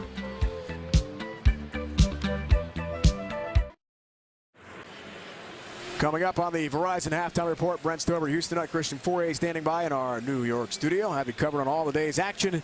Busy college football Saturday. Big results at the Shoe in Columbus. Penn State has lost. TCU lost. So who's going to win the Big Ten now? Well, I mean, Wisconsin is the only undefeated team. And I can't believe you. That's big time by you. And then a running back, I mean, we know about Saquon Barkley and what he's been able to do. He was amazing again today. There's a lot of other running backs. Bryce Love being one. He's been injured. And that's for you right there. I know you're wondering about this with the USF loss today. That's big, right, Dave? First loss of the year for Charlie Strong and the Bulls. That was at home in Tampa to Houston, 28-24. So the Bulls' 12-game win streak, which had been the longest active in the FBS, is over. UCF is smoking Austin Peay of the FCS tonight. So UCF will be the lone undefeated team in the American Conference after games this weekend. Are you surprised the Bulls lost? Yes, at home I am, actually. Touchback. Gaines let that one go through. Yeah. You see some of the hits that we've gotten. A lot of them. Warren comes inside. There's Beckner Jr. Look at this. Marcel Frazier and Brandon Lee coming off the edge, cupping Sheriffs in the pocket. And as you look at head coach Barry Odom, if it's one thing about Barry Odom we know, going back to his days with Memphis, it's all about defense. So he has to be proud of this effort. He's one heck of a defensive mind. On first down, Kevin Mensah gets by Garrett. And eventually upended by Anthony Sherrills. Back down to Melanie. Well, guys, you saw a lot of the positives there in this Missouri defense, but let's talk about some of the negatives. It's been a problem all year. These guys missing some assignments in the secondary. The coaches have been preaching this all year long. The Missouri secondary coach, defensive backs coach Ryan Walters, has been emphatically telling his guys to do your job, specifically freshman corner Adam Sparks. So something to keep an eye on as the game progresses. First down here, Mel. We'll watch that. Cale Garrett has some pressure and knocks down Bryant Sheriffs. Garrett's had a really nice year. Top tackler for Missouri this season, and 2 of the team's 4 picks entering the weekend. Well, Garrett has a feel for the game, and I think you can see it on that play. They laud his high football IQ. No, he did a delayed blitz very similar to that against Purdue where he got a sack. And he's one of those players that just understands where he needs to fit within the scheme. Second down, Sheriffs feel some heat. Wavon Skane, stopped by Cale Garrett. Sophomore from Kearney, Missouri. Coaches tell us just great instincts, very aggressive player at that Mike middle linebacker spot. He had 47 tackles, 6 for loss a year ago for the Tigers. And to Melanie's point about what Ryan Walters has been, really just kind of employing for this defensive backfield unit, they need the help up front. The guys up front have to dominate. Sheriffs. O.G. Mayala on the sideline, bouncing toward the Missouri bench, does have a catch. Well, you can kind of see First down. Look at the room over here. And that's what she was just referring to. You got about 7 yards from AC to Mayala. So if you can get some time as UConn offensive line, they can attack the secondary. Off again at 13. Sheriffs. Mayala again on the sideline. That's ruled incomplete. Anthony Sherrills, redshirt senior from Kansas City, on coverage. Trying to fit this in the zone, and I guess they're saying he didn't have control because it looked like his feet did get down. Didn't have it to the ground. Good call.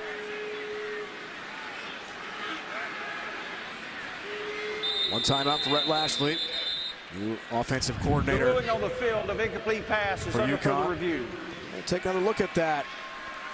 Play ruled incomplete. They're challenging you, Dave. I thought the call was really good. Let's see, though. It's not up to me, is it? Well, it might be. They come over here and take a look at some of the replay views that you're seeing.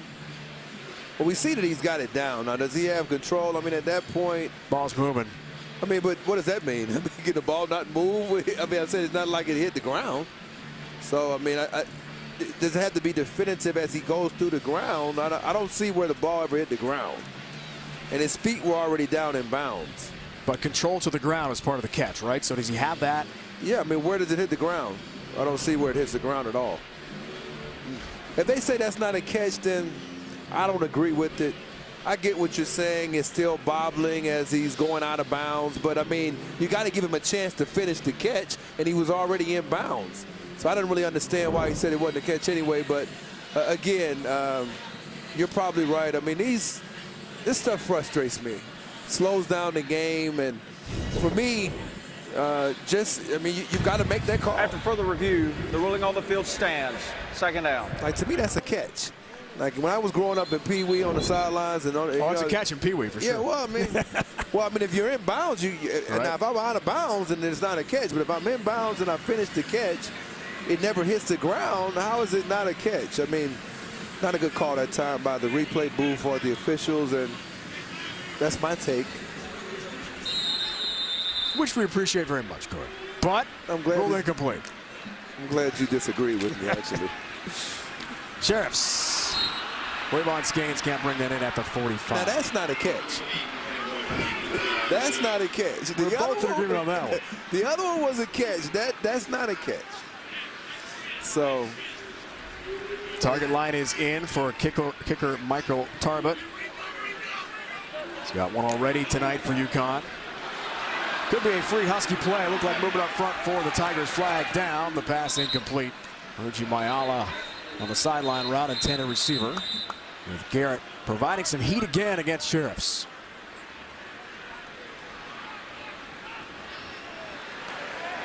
Offside defense. 5-yard penalty from the previous spot. Replay third down.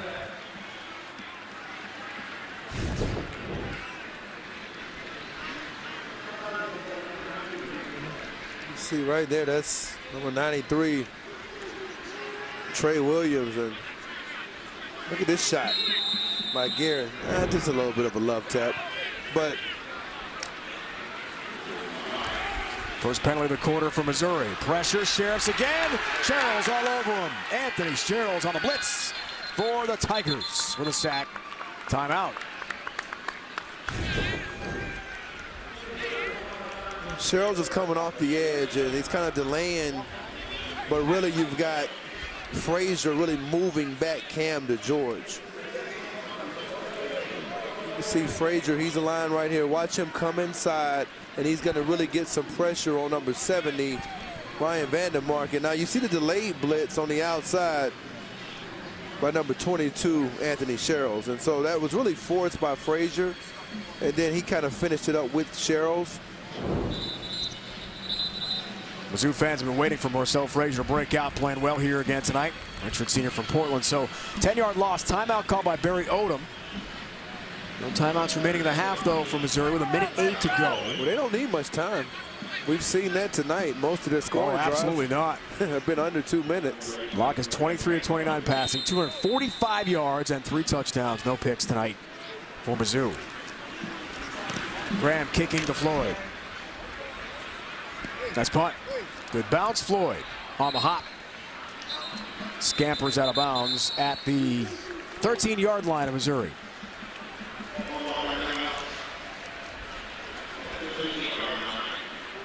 .46-yard punt. There's Tucker McCann. Sophomore from outside St. Louis. 37-yard field goal tonight. Target line for Tucker is the 30-yard line.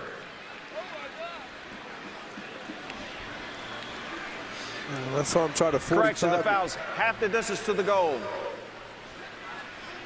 Excuse me, Dave. The 45-yard field goal he tried against Kentucky was blocked off the edge. We talked about that yesterday, but if I'm a UConn right now, you've been playing and giving them a lot of room all night. So you've got to suspect that they're going to do the same thing right here. So if you're Drew Lock, why not attack the middle of the field? I think that's the area of the field that will be open. Now, they play as soft as they have on the outside. Those outside lanes will be open, and maybe you can get out of bounds with some sideline throws. Holding call, Missouri. Backs him up to about the 6. Round to the 3rd, stopped by Coyle. Monte Diggs on the throw down as well. I guess they're just going to concede and go ahead and... Well, hang on a minute. 50 seconds, that's plenty of time for Drew Lock. Yeah, well, I mean... Watch out for Manuel Hall. No timeouts, though. McCann's ready if needed. Off the gain at 15. Here's Lock. What a half he's had. Jamon Moore the catch. Underneath route, got to about the 32. There's a first down. Well, they got to speed up the pace a little bit. If you're trying to get in the range of McCann, you've got to significantly go faster than this if you're Drew Lock. Agreed. First down for the Tigers. Here's Lock. Steps away from Heat. Now scrambles. Foley Fatukasi is in pursuit. Big guy up front, 303 pounds for UConn. 13 seconds left in the half. And that was 10 seconds off the clock, just him scrambling out of bounds. So now you're at a point where if you're Drew Lock, you know, what area of the field do you attack? If I'm UConn, I want to make sure I have somebody in the middle of the field. Because really, I mean, their only hope is to throw a sideline route. They've got to protect the sidelines at all costs. So if I'm Drew Lock, I'm thinking maybe the middle of the field is open, but it looks like UConn's going to have somebody in the middle of the field. Play clock at 1. Lock gets it off. Drew Lock steps up. Flag down. Lock on the move. And slides down in front of Tyler Coyle. 5 seconds left in the half. Let's check out the marker. Holding, number 75 offense. 10-yard penalty from the previous spot. Replay second down. Sophomore from East St. Louis, Trevor Sims, player Corey talked about a few moments ago. There's Sims inside, and you can see he's doing a lot more than just holding. And that was pretty, he kind of leaned on him a little bit. All right, so 5 seconds left in the half here. Now, put this in perspective, Corey. Drew Lock has 24 completions already in the first half. His career high last year against Delaware State, 26 completions for a game. This has been a clinic. Well, they've taken, I mean, he takes a lot of shots down the field. I guess they're not opposed to taking another one right here. They're not lining up. I don't know if he can throw it 85 yards. I know he has a strong arm. He's got a huge arm. And that's it for the half. Into the second further quarter. play here for Barry Odom and Mizzou. Why not? Playing so well on the road. 31-5 lead on UConn in the American Conference. After the break, we'll send you to Brent and the gang in New York. It's going to be fun to recap an amazing day and night in college football. You're watching college football on CBS Sports Network, presented by Geico.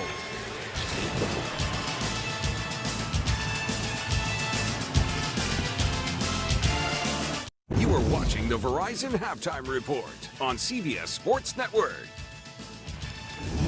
All right, welcome in. Brent Stover, Houston Nutt, Christian Fourier at the break at UConn. Dominant first half for Missouri out of the SEC.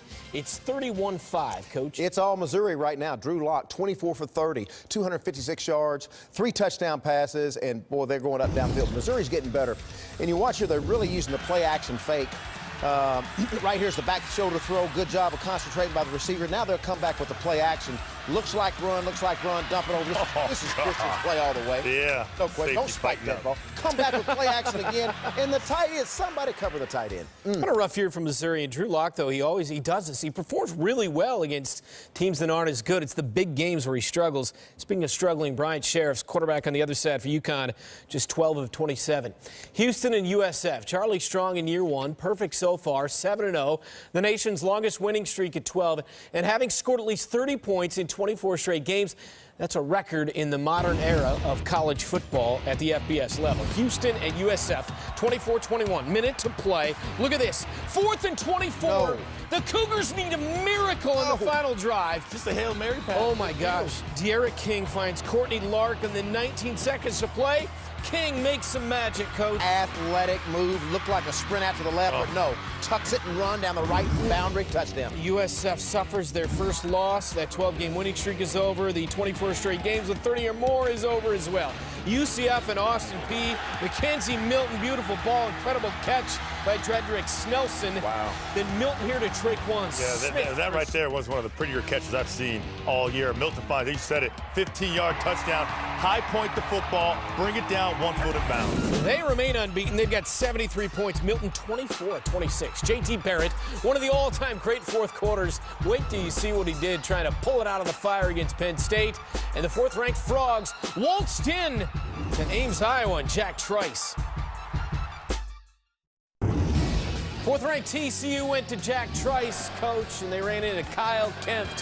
Hits Akeem Butler right there. Good job with the footwork to get in the end zone there with 2 feet. Woo. All right, TCU down 7. What do you see from Kenny Hill? Oh, man. A little miscommunication between the receiver and the quarterback.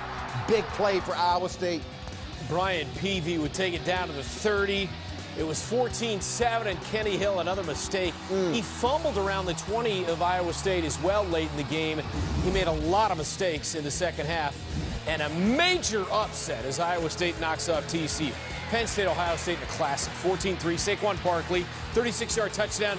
The Nittany Lions in the horseshoe, in control, 21-3. Jump ahead, fourth quarter, 38-27. J.T. Barrett. J.T. Barrett came alive in the fourth quarter. He completed 16 straight passes, and Ohio State record, Stover.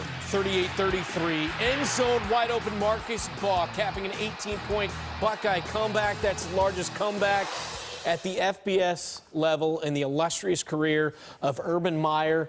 J.T. Barrett, that's what big players do. That was one of the best games we will see all season. Oh, unbelievable.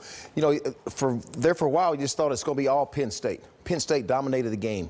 Looks good. All of a sudden, J.T. Barrett comes back. He's executed. He's gotten better since the Oklahoma game. Ohio State dug themselves such an early hole from the opening kickoff being returned by Saquon Barkley, fumbling the ball, and then Penn State getting points off that. Ohio State was down 18 points twice. They're down 15 points with 11 minutes left in the game. They were able to crawl themselves back. The difference for both these games, Iowa State and Ohio State, their defensive lines were dominant when it mattered most. Kyle Kempt, though, the quarterback at Iowa State, this guy really playing good. He started, the last 3 or 4 games? He's undefeated. Matt Campbell, how about the job he's done? Great job. My friends back there in the Midwest, back in the heartland, Coach knows about it. KC country. Is Iowa State for real? Are they for real? Right now, they think you ask that locker room right now, they said they're for real. That's TCU's confidence. First loss. You wonder if TCU, with the Big 12 championship game this year, if they can still climb back into the playoff picture. Oh, yeah, of course. Yeah. There's a lot always of teams. A lot of teams have one loss there. We're only in week 9. Still early. By the way, J.T. Barrett, 33 of 39, 328, 4 touchdowns, and 91 career touchdown passes, passing Drew Brees for the all-time record. So that's a record formerly set by Drew Brees. Drew Lock from Missouri trying to set some records. A touchdown throw in the first half. They lead on the road 31-5. Clemson 78 straight games without losing 2 in a row. Last time we saw them, they lost at Syracuse 15 days ago. Kervontae Benson coughs it up for Georgia Tech. Kendrell Joseph recovers. Then Kelly Bryant hits Deion Kane, 38-yard touchdown. The Tigers in the opening quarter, 7th ranked, lead 7-0. Texas Tech out firing against OU. Opening drive, Nick Shimonik rolls out, hits Cameron Batson. Whew, good job. With the great protection right here. Now he's going to kind of move to his right. Could throw on the move. Excellent job of the receiver getting open. Baker Mayfield responds, Christian. Oh, yeah, because that's what he does. Lots of time. He connects with C.D. Lamb for the 24-yard touchdown. Nick Shimonik. Again. Kiki Cutie. Kiki, yeah, they spell it with an E, though, right? Yeah, there's no I's in there. You have a child named Kiki. Yeah, it's their nickname. It's their nickname. First quarter. Yeah. Oklahoma's in trouble. Or are they, Coach? What do you I'd say today's been a crazy day. Yeah. When you look at the landscape of football, you don't ever know. You better be ready to play each and every Saturday. You're right. You never know. It's almost November. This is when upsets happen. That's right. We have a late game still to go. I know. I'm Mountain Are West. you excited? Yes. Second half of this one, 31-5 after the break. This has been the Verizon Halftime Report. Watch live, local, and primetime games with NFL Mobile, only on Verizon. With Halloween right around the corner, kind of a scary night for UConn and Husky fans. So far, 31-5, trailing Missouri. First American Conference team to take on an SEC team this year. Not going well so far for the Huskies. Welcome back to East Hartford. Dave, Corey, rejoined by Melanie in a moment. On the field, let's check our Wrangler first half stats. What stands out to you through 30 minutes? Well, I mean, for the first time, or the 6th time in 30 quarters, Missouri actually led in time of possession. Now, they came into the game at about 22 minutes per game, which is last in the country. 8 minutes and 8 seconds in that second quarter, which means they're holding the ball. And a lot of it has been Drew Lock. Now, he's been really, really on point in terms of where to go with the football, and a lot of that has to do with pre-snap and getting it done in the pre-snap. Now, he moved Okue Bonham a couple of times in those sequences on 2 of those touchdowns, and that has a lot to do with how he's improved from a mental perspective. 24 of 30, 256 passing yards, 3 touchdowns, no picks first half for Locke. Ken will kick off. Quavon Skanes deep to receive for UConn to begin the second half here tonight in East Hartford.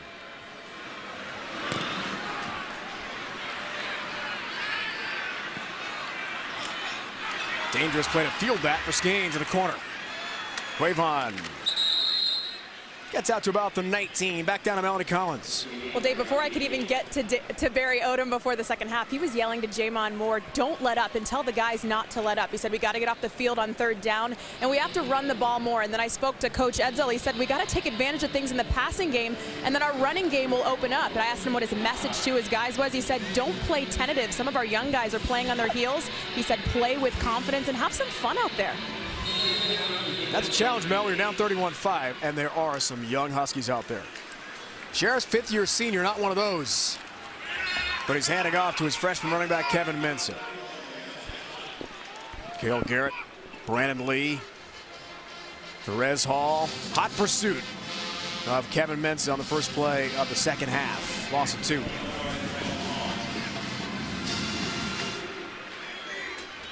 Sheriff 12 of 27, 149 yards passing, no touchdowns though in that first half for UConn. Safety and field goal scoring wise for the Huskies. Play fake. Pressure. Drop. Keon Dixon by himself can't bring that in. This has been a problem for Dixon. He had a drop against Tulsa on a speed out. He had a drop on a dash pass against ECU. And also on a dig route against ECU, the similar pattern that they just ran. So I think you look at this football team, it hasn't all been on Sheriffs tonight. He's had some drops.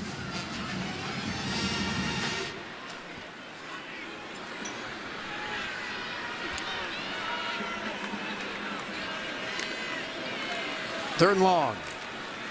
Sheriffs. Another drop. It's Gaines this time. And Sheriffs shaken up. Looks like hustling to the sideline. Let's see. Took a late shot. Got sandwiched there with Trey Williams and Marcel Frazier. Two talented pass rushers coming off the edge in a major challenge. Although on the left side, Matt Parrott has been pretty solid. You haven't heard much from his men, but Ryan Vandermark has had some struggles at times against Frazier. Pressure. Graham gets the kick away. Floyd from midfield. Summers just got absolutely pounded, and Brian Keating makes the tackle on special teams. 33-yard punt. Well, catch and kick times, that's something I grade every week, and I thought that 1.35, 1.29, those are some of the times I had on Graham. You got to catch and kick and get rid of the football off of your foot, and that's one of the things that you saw on the last kick. It was a little bit slow.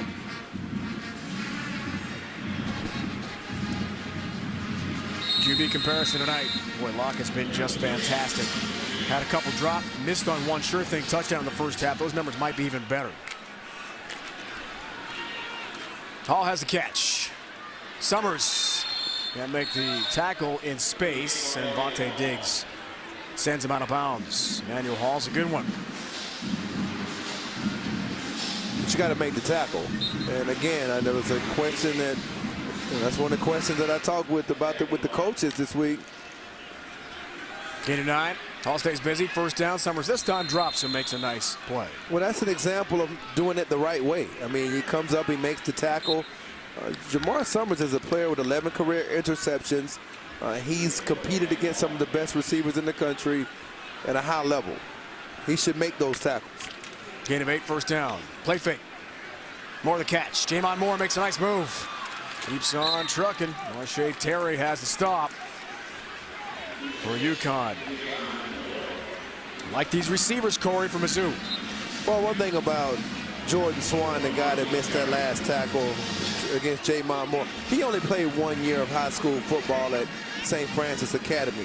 He was 2nd in the state with 10 interceptions. There's only 1 year of high school football. Moore again. Summers on the other side works the boundary and has the play, shows him out of bounds. New career high. We talked about that in the first half. He was so close. Drew Lock, prior career best. Delaware State last year, 26 in a home win. 28 and counting for Lock now.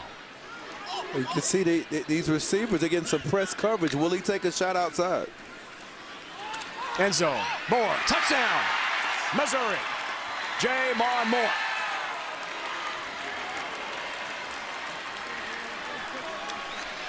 $13 yards out this time. 4 TD passes tonight for Locke. Well, they're bringing an extra guy, and you've got the perfect pass by Locke. Pretty good coverage by Summers. We kept talking about these guys playing off and making tackles. Well, the minute they go up and press, Locke sees it, and he throws the fade over the top. And you couldn't be doing it any better than Drew Lock tonight in terms of having a feel and a command of the game.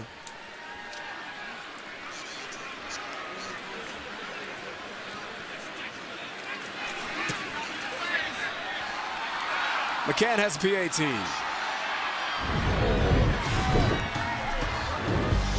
Green light by Lord. Well, Mizzou has a green light to score a lot of points tonight. Green means go for the Tigers.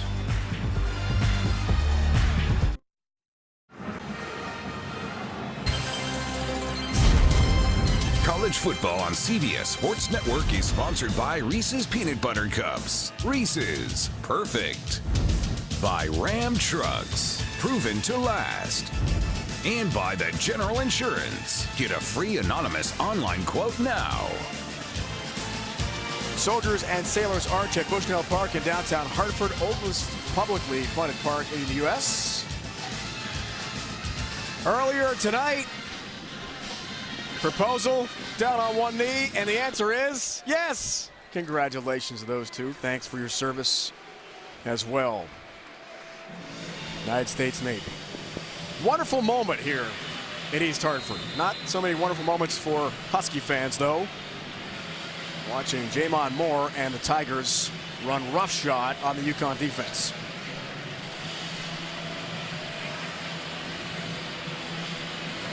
McCann kicks off. Wavon Skanes deep to receive here for the Huskies.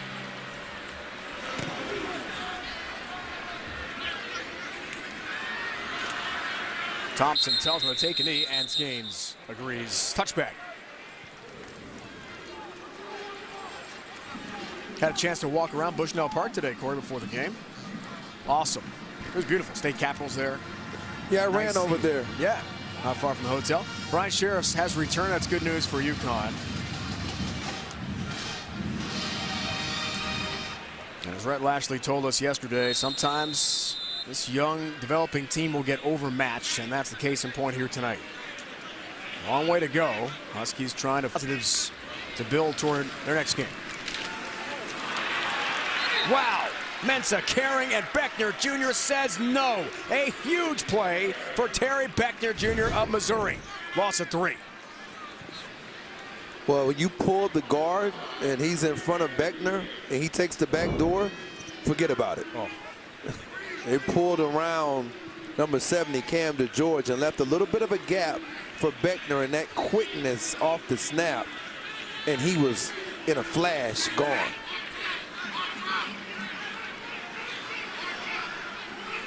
Seven TFL tackles for loss tonight in Missouri. Wow. And UConn confused a bit. Timeout called by the Huskies. First charge timeout, UConn. First of the second timeout. half for UConn.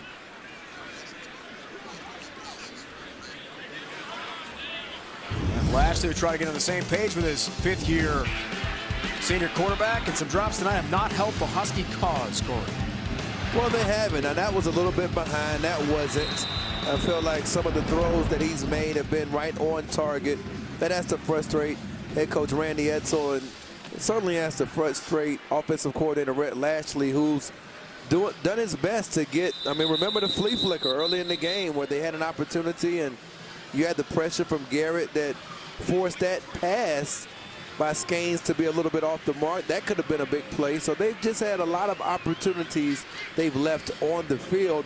And those numbers for Sheriffs, 12 of 29, aren't reflective of his true performance tonight.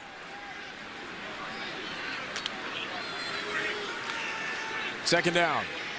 Sheriffs, good catch, Herji Mayala.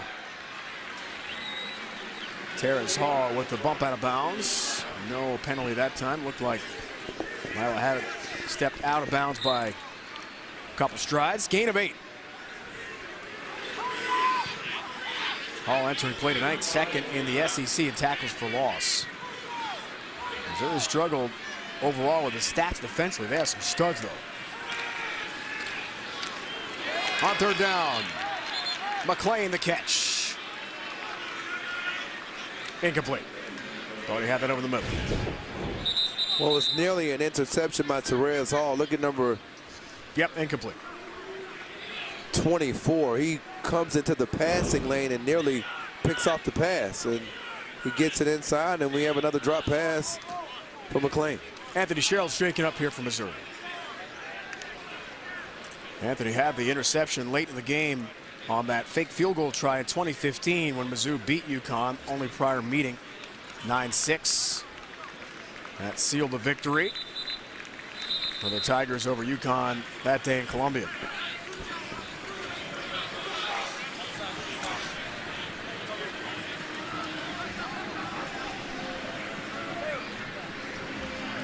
Through the last 4 drives for Bryant Sheriff's 3 and outs now for UConn, really struggling. Rashad Floyd deep to receive the punt here from Brett Graham. Nice kick. Floyd indicates for and makes the over-the-shoulder backpedaling fair catch. Nicely done by Rashad Floyd. Missouri looking good tonight. 42-yard punt from Brett Graham.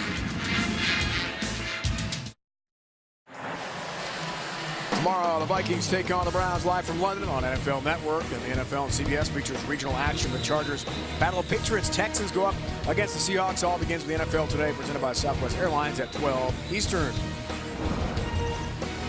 38-5. It's all Missouri back down to Melanie Collins. Well, Dave, this UConn defense is just looking defeated down here. Vontae Diggs is so upset visibly. Luke Carrizzola is angry. And the message from linebackers coach John Woolley and defensive line coach Dennis Doughton-Carter is do your job. When things are going wrong, you're all trying to say, hey, me, me, me, and doing each other's jobs. So he's telling the defensive line especially at least fill the right gap. Billy Crocker, first-year defensive coordinator for Randy Edsall. Really good showing against Tulsa. Most of the game last week in a win.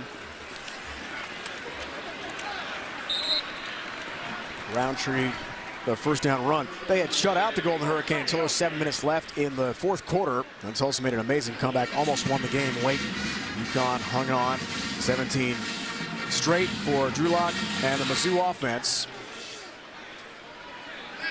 UConn scored on a safety early. That's really been about it. In terms of a threat tonight. Lock on the pitch. Roundtree upended. Jamar Summers makes a really nice tackle this time. Well, I find it interesting that one of the things that Melanie found out from really just hearing them on the sidelines about filling gaps. And on this drive so far, you've got 2 runs for 1 yard. And it's been about everybody being in the right position. Now it's a little bit different. And you can see that they're challenging again on the outside lanes. These receivers, they need to challenge themselves and force Drew Lock to make a tight window throw. Everything has pretty much been on air tonight to me. I mean, very easy completions all night for Lock. Here's third down. Pressure from Joseph. Pass over the middle is brought in. Johnson on the catch. And the speed. Jonathan Johnson running away from the defense. It's a touchdown for Missouri. 72 yards. How about that speed for Mizzou? Well, you matched up with Marshae Terry, 6'4", 212 pounds, one-on-one with Johnson, and now you see why they played off all night. Just a mismatch. Terry cannot match up with Johnson's quickness. He came into the game averaging 15 yards per reception. Their coaches said, attention to detail. When you talk to Josh Heupel and he talked about Jonathan Johnson, and that route was an example. Lock has 5 touchdown passes tonight. Johnson's got his first and 4th of the season. McCann has a PAT. 10th 50-plus yard touchdown pass for Lock this year. And is he happy? You better believe it. These Tigers are celebrating tonight.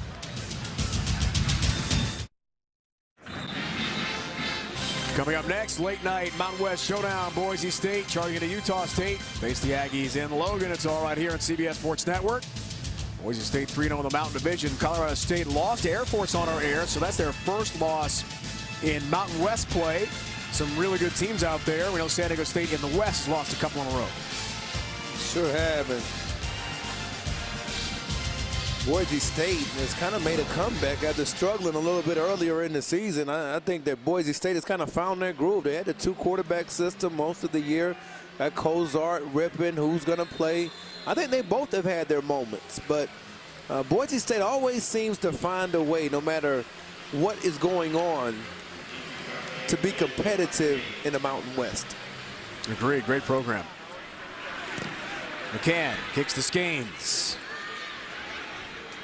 through the end zone for a touchback. On the last touchdown, Dave, Braden Brown and Marshae Terry are the 2 players to watch. And as I spotlight them, the thing that you've got to do if you're Terry, you're playing man coverage, but pause it right here. If you pause it right here, now you see Brown right here.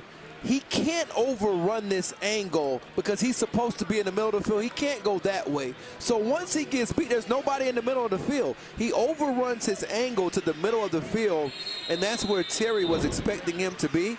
And that's the reason why it was such a clear path for Johnson to the end zone. Chirps on first down. Hergy Mayala has the catch in front of Thomas Wilson. Well, true freshman, right, Corey? I mean, you're going to have mistakes like that. that can really be game busters. A lot of times when you're coaching that up, though, and I always told the other safeties that I was playing with, square back up. You know, once you get to the middle of the field, you can't keep running unless you've got to play outside the numbers. So if it was a fade route, then you would keep running like a go route. But if it's a middle of the field throw, you square back up. Caleb Pruitt on the tackle there. Nate Hopkins a moment ago. Learning experience for youngsters like Braden Brown. 3rd and short. And that play gets blown up by Missouri. Eric Beisel was in the backfield almost immediately, along with Lee.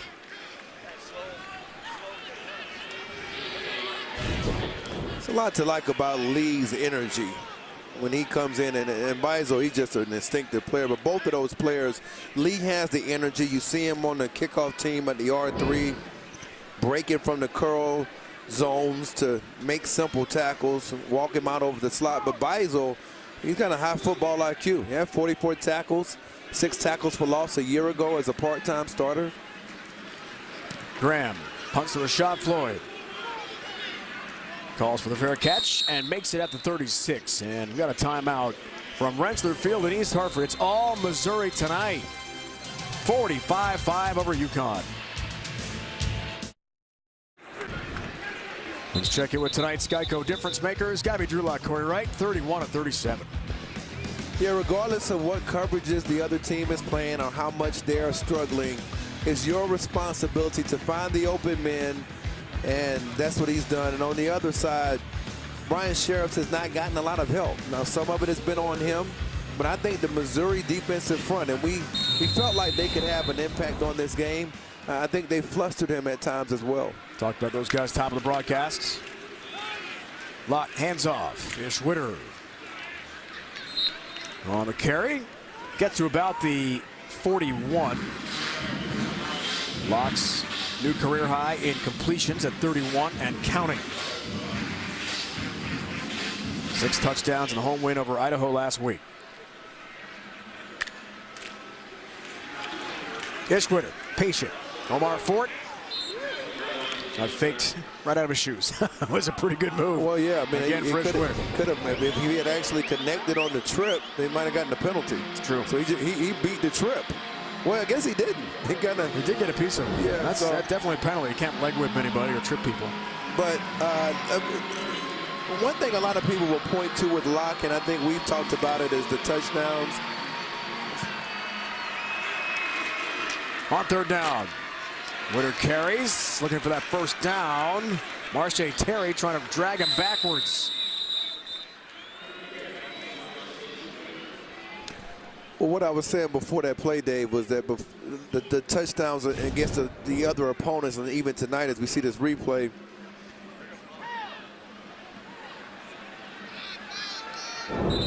he did have a lot of touchdown passes against Georgia and Kentucky as well, so it hasn't all been in 3 or 4 games.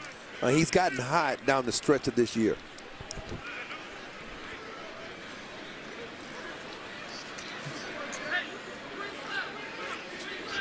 About half a yard shy of the first down. We might have a punt coming up here from Corey Fatoni. Yeah, we haven't seen a lot of Fatoni tonight. Foley Fatukasi helped off by UConn trainers. That air-mailed snap in the first quarter resulted in a safety.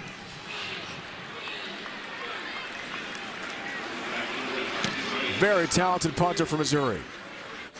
Wavon Skanes loses the handle, but it does go out of bounds, so the Huskies will have it. To the studio, New York, Brad Stover has an update. Dave, it's a shootout in Norman, Texas Tech OU. Baker Mayfield, short touchdown throw. Marquise Brown, early seconds. Sooners go in front, 21-20. All right, Brent, 5 in a row for OU head-to-head with the Texas Tech Red Raiders. A Big 12 showdown already in that conference. Iowa State knocks off previously undefeated TCU. First college football playoff poll comes out Tuesday night, and there is going to be a shakeup because Penn State and TCU both lost today. I love late October into November. Things really change. First playoff poll coming out. Exciting. Catch for Hergy Mayala. I think that Iowa State win is going to be big in terms of how will it play out in terms with the top teams? I mean, TCU, a lot of people were expecting them to have a little bit longer run before they would lose a game. Eric Beisel on the stop this time of Sheriffs in space. After Brian Sheriffs eluded the first tackler for Missouri. Joey Burkett couldn't bring him down.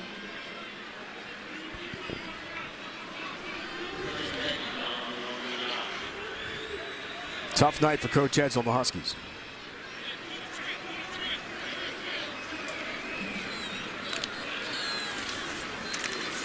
First down for Sheriffs. Gonna run with it. And it's sandwiched. Hit there by Kobe Whiteside. Back down to Melanie. Well, Dave, for Brian Sheriffs, after a come-to-Jesus talk with Coach Edsall at the start of the year, he won the starting job back, and he hasn't looked back since. Coach Edsall told us Bryant was just playing the position before, but now he's actually being a quarterback. He said being benched was one of the hardest, but also one of the best things that's happened to him because he had to dig deep within himself, and now he's thriving in this offense, and most of all, he said he's having fun, guys. We had a great meeting, Mel, didn't we, yesterday with Brian Sheriffs, senior quarterback. Passing here, Tyreek Beals has a catch, shakes a tackler, and eventually is brought down by Caleb Pruitt. Sheriffs has come a long way. Things have changed in his life personally. Beals is shaken up here and might need some attention from UConn trainers. That's Tyreek Beals. UConn wide receiver right in front of the Missouri bench. Here come the Husky trainers across the field. It's a gain of 8. Let's find out what happened, Corey.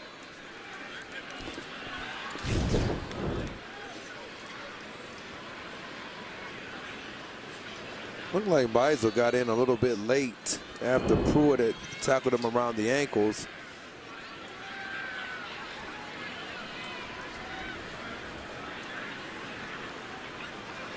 A couple years back, you kind of thought Beals was going to be that next breakout receiver for this team and took a step back a year ago. This year, hasn't scored, but does have 21 catches coming into the game. And with all the drops by his receiving mates, this is a time for him to step up if he can get back in the game.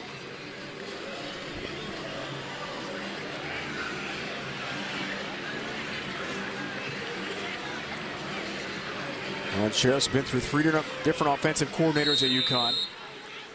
Lots of change with Bob Diaco and his staff leaving after 2016. Mensah the carry. And pushes the pile ahead.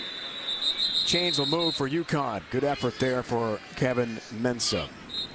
Well, as Brian Sheriffs told us yesterday, things are a little different for him now. He's got a little boy to support. Look at Braden, 7.5 months old. Brian and his fiancee, happy and proud parents. Check that little dude out. I like the sunglasses and the hat. That's all awesome. Set to go. That's awesome, man. And it's good to see kids have an opportunity to become men, and that's exactly what he's done. Sheriff steps up, has some pressure, and another drop for Dixon. He's had a couple of those tonight. And it hasn't all been bad for Dixon this season. I mean, now he's struggled in terms of the drops, but he did catch a double post touchdown against SMU. I think he's had a factor in terms of their fly sweeps. They've gotten him involved in the game from that. I mean, he's kind of been up and down like some of their receivers, but he's had his moments. Redshirt freshman from Glastonbury, Connecticut. Track champion, New England region. Good athlete. Here's second down, Sheriff's throwing. Wavon Skanes has the catch. Thomas Wilson hangs on. Makes the play for Missouri. Pick up a 6. I'm hearing Melanie talk earlier about Ryan Walters and what he's expecting from his unit. You want to see your unit tackle well now. It's third down. You want to see them challenge receivers now and not look at the scoreboard. Sheriff's in the rollout. Had some pressure. That pass to Jason Thompson is incomplete. Was slammed there by Marcel Frazier and a penalty flag down. Personal foul coming here. Ooh.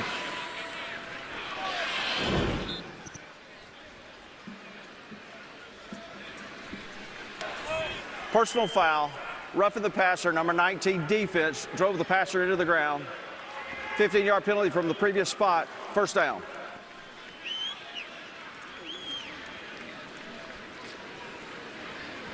So the number is 16, Marcel Frazier, and McCann is the kicker, so that's incorrect. Officials misidentifying Marcel Frazier. I'm not sure what he's supposed to do in that situation. Well, you don't know. Are you going to physically hold him up in the air? I mean, he's got to finish the tackle, right? Right. I mean, I think a lot of that comes down to this.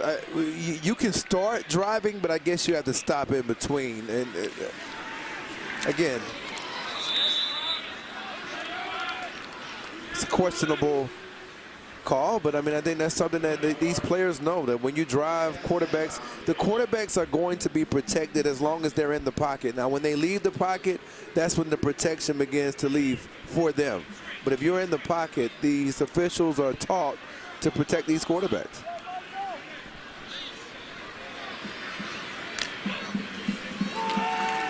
Second out for Sheriffs. He'll run with it. Mensah helping with some blocking, loses his footing. And Gerard Alton puts him down hard. It's a gain of 13 there for Bryant Sheriffs. Now, this play was very similar to, I think, the hit the other night with Kiko Alonso and Joe Flacco in the Baltimore Ravens-Miami Dolphins game, because he slid late. If you want to avoid that contact that you saw at the end of that play, just slide one step earlier. And I know that's tough when you have those competitive juices flying, especially for Sheriffs. His first down. Sheriffs. Mayala broken up. And incomplete. Logan Cheadle, senior from Lee's Summit, Missouri, on the PBU. That's an excellent break from the inside out. Just like you said, Dave, you can't do it much better than that. And the thing that I liked about it was that he went towards the high shoulder with his initial break. And what I mean by that, that's the shoulder where you would expect Sheriffs to throw the ball to the pylon. And he went towards that. That allowed him to come back underneath and make the play. A good job by Cheadle.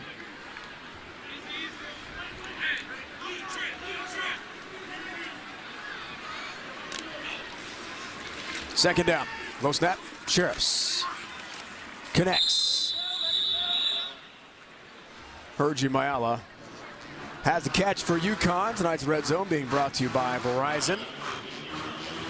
Touchdowns obviously yet on the night for UConn. Field goal for Tarbett and the safety early in the game on the high snap over the head of Fatoni, the Mizzou punter.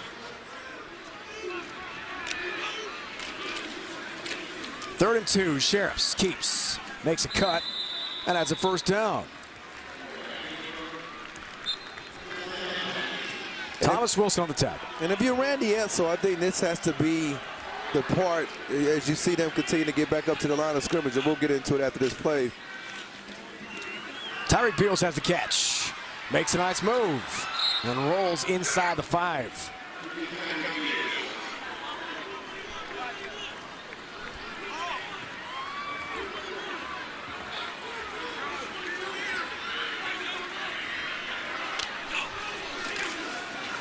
Second down, Sheriffs trying to power toward the goal line. And Kobe Whiteside dragged him down from behind. What I was going to say a second ago, Dave, was that I think this is the part where you want to work on that red zone offense. I mean, you've struggled in this part of the field. The game could have been totally different if you had scored a little bit earlier, especially with the turnover on down. So who's going to be your threat? I don't see Tyler Davis in the game. They've had success with him. Hergy Mayala is a guy at the top of the screen that you would always think is a possibility. First and goal. Mensah looking for the end zone. Touchdown, UConn. Kevin Mensah, true freshman from Cheshire, Connecticut, has his second career touchdown run.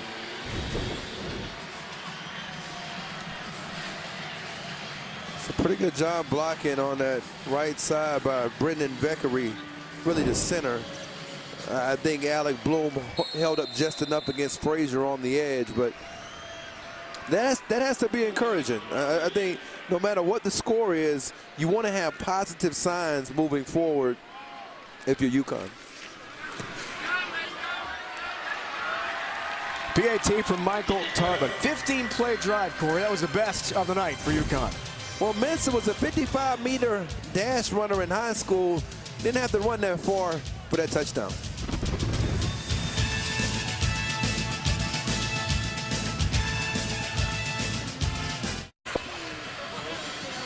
Three different running backs this year have run for 100-plus yards in a game. Kevin Mensah, one of those, had 107 in the heartbreaking loss to East Carolina here a few weeks back. TD run a moment ago. First touchdown of the night for the Huskies. Touchback.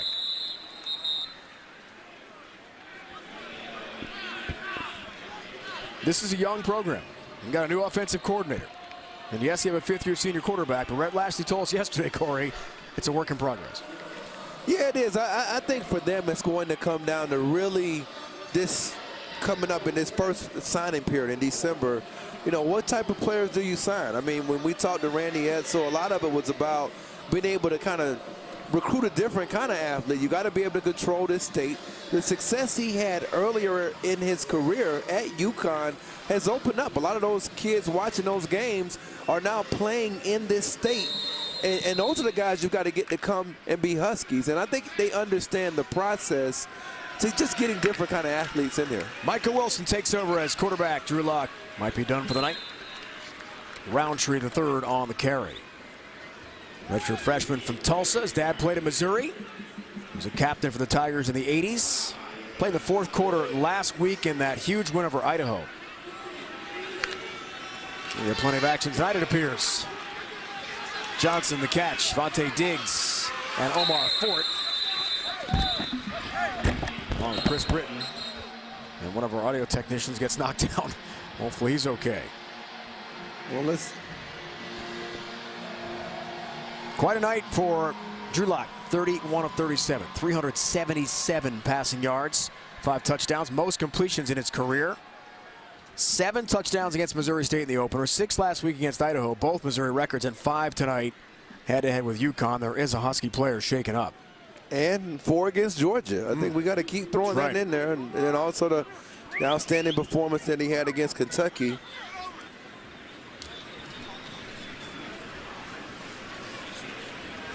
So he's getting hot as the season goes on.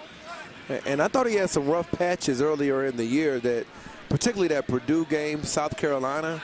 They struggled to find a rhythm. James Atkins shaken up. Redshirt junior from Saugus, Massachusetts. And he'll be helped off by UConn trainers here. Georgia had given up 3 touchdowns prior through the air before facing Drew Lock in Missouri. And the Dogs did win that game in Athens. Mizzou was winless in the SEC, but with a win here tonight after breaking a 5-game losing streak against Idaho last week, 3-5, and some pretty winnable games down the stretch in the SEC for them. Next opponent is Florida, and they just got smoked by Georgia today. Gators are reeling.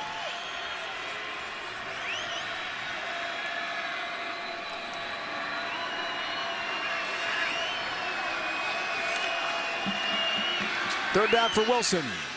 Nice pass incomplete.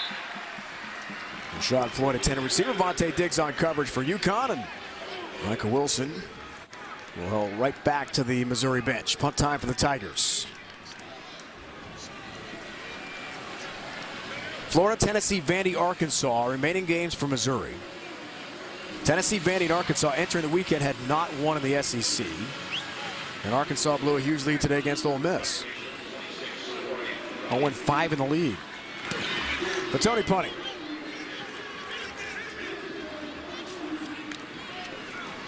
And that'll check up at about the 27-yard line of UConn.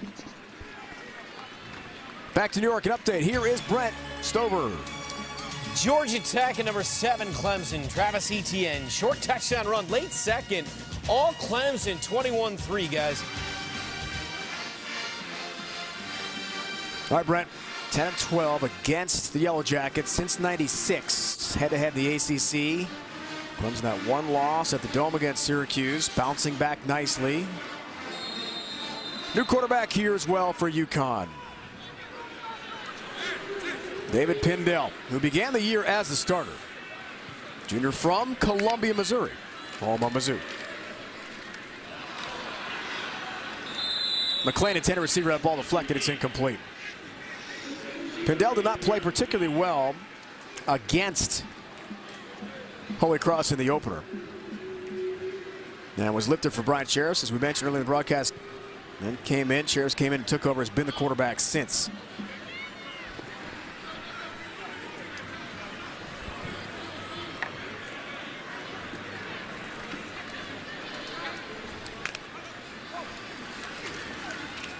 Pindell throwing. McClain intended receiver. And Beisel to break up again for Missouri. So Brian Sheriff's night. Corey, how do you break this down?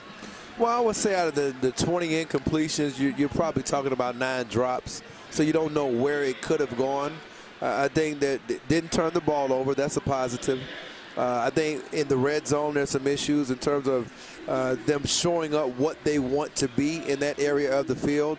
I think that's something that coming into the game was a struggle for this team. They were 110th in the country in the red zone. They've got to get better in that part of the field. Third down, Pindell. And the breakup. Adam Sparks from his cornerback spot with a nice jump on it. And it's incomplete. True freshman from Baton Rouge, Louisiana.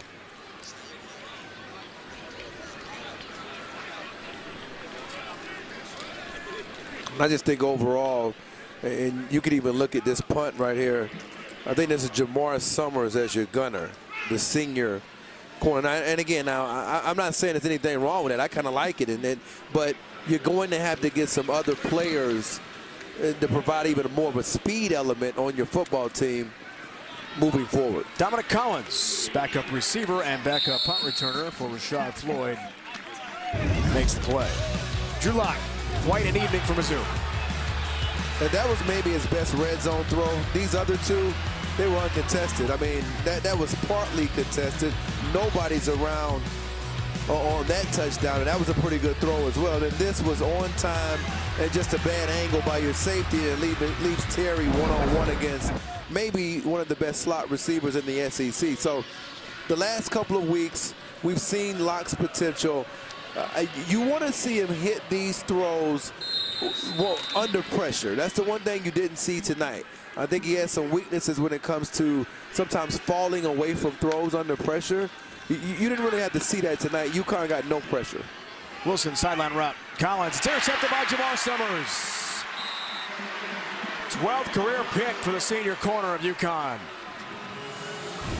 And a flag comes in late on the sideline. There are a couple down. Let's see.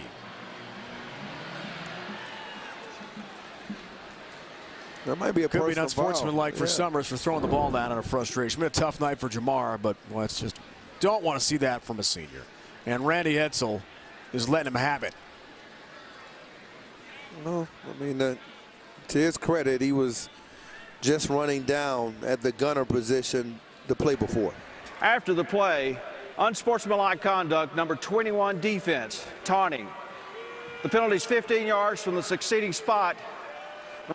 UConn keeps the ball, first down. That is number 21's first unsportsmanlike conduct foul of the game. If you get 2, you are ejected from the game. It's the first turnover of our ball game tonight. Yeah, that was a lot of frustration, and don't know really where it comes from, because you run down. Maybe it has something to do with him running down. I circled him running down as a gunner the play before, and it looks like I don't know what's going on here. Randy Edsall, I think, told him to go to the locker room after that. He was very angry, and I think he sent him into the locker room for the rest of the night. Pindell chased out of bounds by Sparks. Let's go back down to Mel. Well, Dave, just to confirm what you said, Randy Edsall is furious at Jamar Summers. He just told him to get off the field into the locker room, and I don't think he'll be back. Reading lips. That's what we thought, Melanie, when we saw Randy confront Jamar Summers when he headed off the field there. And, boy, for a senior coming off an interception, Corey talked about the hustle on the punt coverage. I mean, that's just a tough night. Tough night. Beals is the motion man. Run play, loses territory for Metz and UConn to end the third quarter. End of the third is 45-12. Randy Edsall and the Huskies Not a good night with Mizzou head-to-head. You're watching college football on CBS Sports Network, presented by Geico.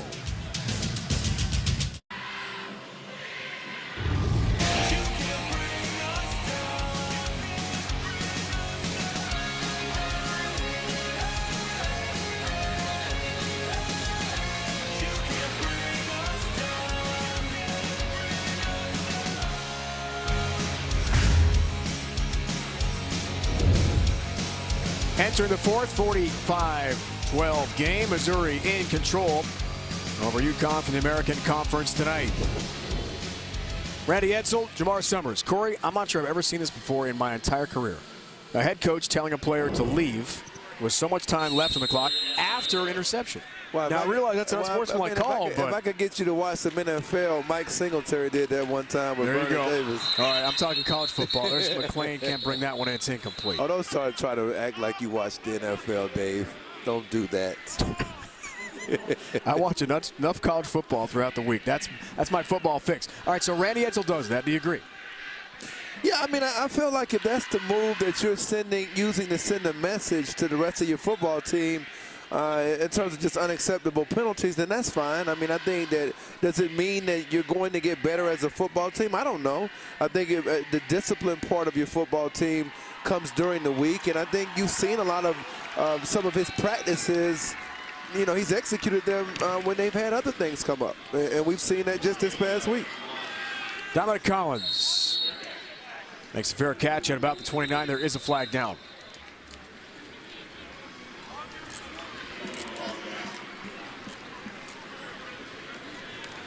During the kick, holding number 1 receiving team.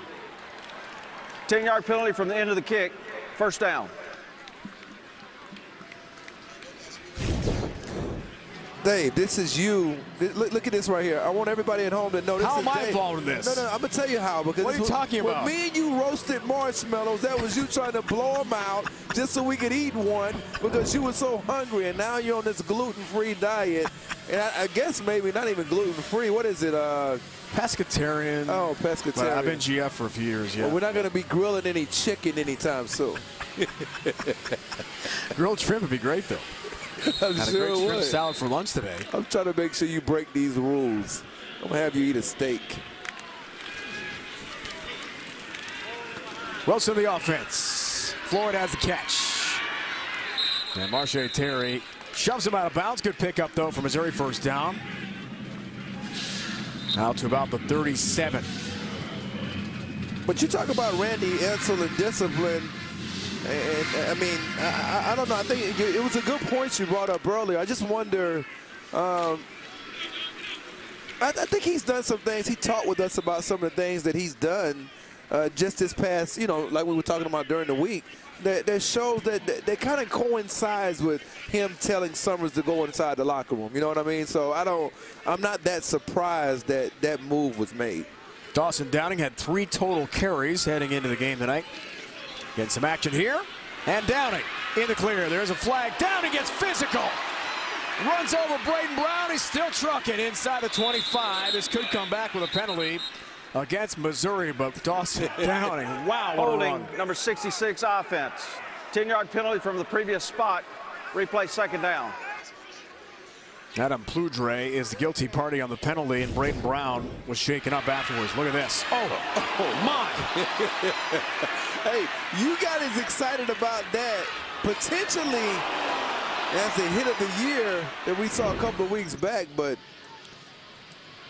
boy, I tell you what, I mean, That's a freight trainer right there, partner. That's something to, We hope Brown's okay. yeah, he's a good young prospect, but that was a moment. Wilson with a deep ball. Looking for Brown there, and it is broken up incomplete. There is a flag down. That's in the area of holding as well, maybe. Offside, number 15 defense. 5-yard penalty from the previous spot. Replay second down. Luke Carazola, defensive end and a senior from Langhorne, Pennsylvania. Well, that was outside the numbers. I tell you what, when you look at these offside penalties, I thought it was more of a problem for really Missouri's defensive line coming into the game, but they've had a couple themselves, as you see Brown still getting worked on. Anthony Watkins, redshirt junior from Fort Meade, New Jersey, replacing Braden Brown.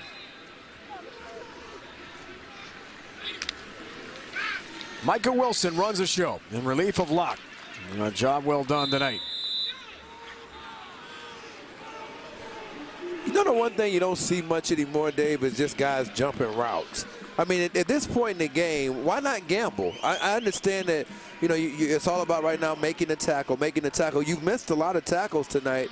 At some point, you've got to pull the trigger. This is a team with only 3 interceptions on the year. Collins had that catch, 10-yard gain. And the run play, he has a first down. Markel Utze. He's a defensive lineman. Coming in and running in the fullback. A little celebration as well. Utze's one of the top D linemen on this Missouri roster this year. And he gets a carry. When you're way ahead, you can do those things. Works out for you. It's a good tackle that time by Chris Britton, and I think that's Dawson Downing. Yep. Yeah, I think that you look at Downing, watch him drop the pads again. I mean, he's really making sure you have to wrap him up, and that physical nature is going to excite his coaches, particularly when they put the film on. Running backs coach Cornell Ford is going to be excited. I'm excited. Yeah, well, runs. I've seen it.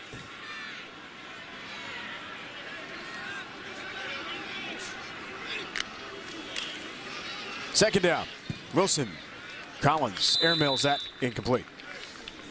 I think that's what I'm talking about. At least that time you see them challenge the route, and now it comes up third down. You've got to find a way to make progress at this point in the game. If you're UConn, you look at the big picture. If you do end up losing, you're 3-5. You still got a chance moving forward. So you've got to be able to get some positives out of this second half and fourth quarter film. You can't just let them complete a 3rd and 9 here. So if you Trey Bell, Tyler Coyle, Marshae Terry, you're down here at the bottom, Jordan Swan, you got to challenge this route on 3rd down. Wilson only 1 for 1 passing on the season entering the game tonight. 3rd down, pressure, down he goes. Junior Joseph comes up and makes a huge hit. And that's Joseph. I think that's his 3rd career sack. I mean, he came into the game with 278 career tackles, and watch the way he can unload when he connects. 13.5 career tackles for loss coming into the game as well. Joseph is a player that really can uncork as a tackler. He's gotten better in coverage. The Tony punts to Quavon Skanes.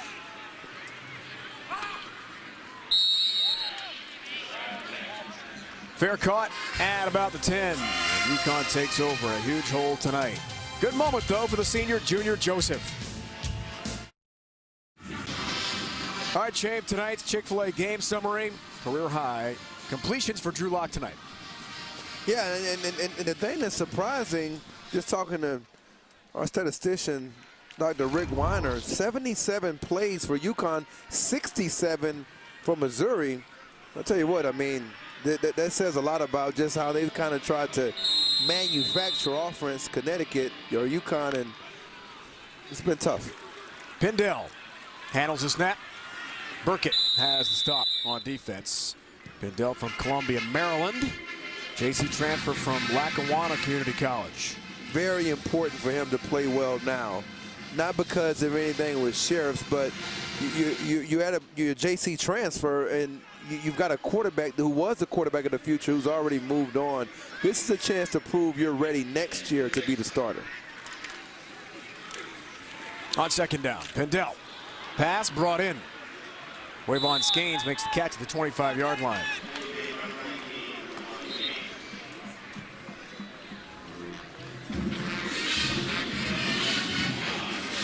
First down for UConn. On with you. Pindell's got to play well here, thinking about getting the job next year. Skanes has a catch.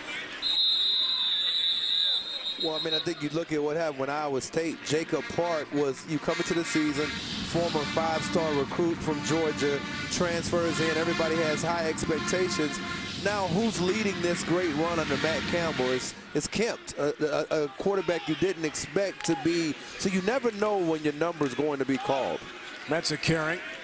It's hit pretty hard at about the 30. What a win for Iowa State today over TCU in Ames. That's a field stormer.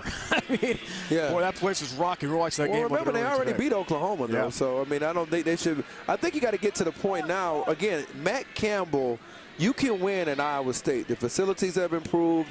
You're talking about a stadium that can get a lot of people in there. They played Iowa very tough. They could have beaten Iowa this year. Iowa. Yeah, so, and that was with Park at quarterback. Saw Iowa State on our air on the road and win against Akron this year. Good team. Wild finish in the Big 12 this year. Offside defense, 5-yard penalty. Still third down. And I think the Big 12 has some decisions to make in terms of that conference championship game. I think the one team you've got to keep an eye on is this Notre Dame team. They continue to run the ball at a high efficiency, and their defense is playing well. And USF, they're out of it now, I believe. I think they still have a loss on their hands coming up against UCF potentially. UCF did beat Austin Peay tonight at the FCS, so Knight's the only undefeated team now in the American Conference. Watch out for Memphis. Another impressive win last night, beat Tulane. Memphis 7-1. I think Memphis wins the West in the American Conference and can beat UCF in the championship game if it comes down to it. Now, I know UCF beat them badly. That was in Orlando in the regular season. First game, Riley Ferguson and that Memphis team is playing very well right now. So you say they come back and... Tough to beat the same team twice in a year, right? Right. If we're going ahead and assuming UCF beats USF at home in the regular season finale. Which I think will still be a tough game. I think USF's defense has improved a lot under Charlie Strong, but offensively, they're not at the juggernaut they were previously under Willie Taggart. And speaking of Willie Taggart, they've had their struggles after losing Justin Herbert up at Oregon. Great start to the year. Not so much in the Pac-12.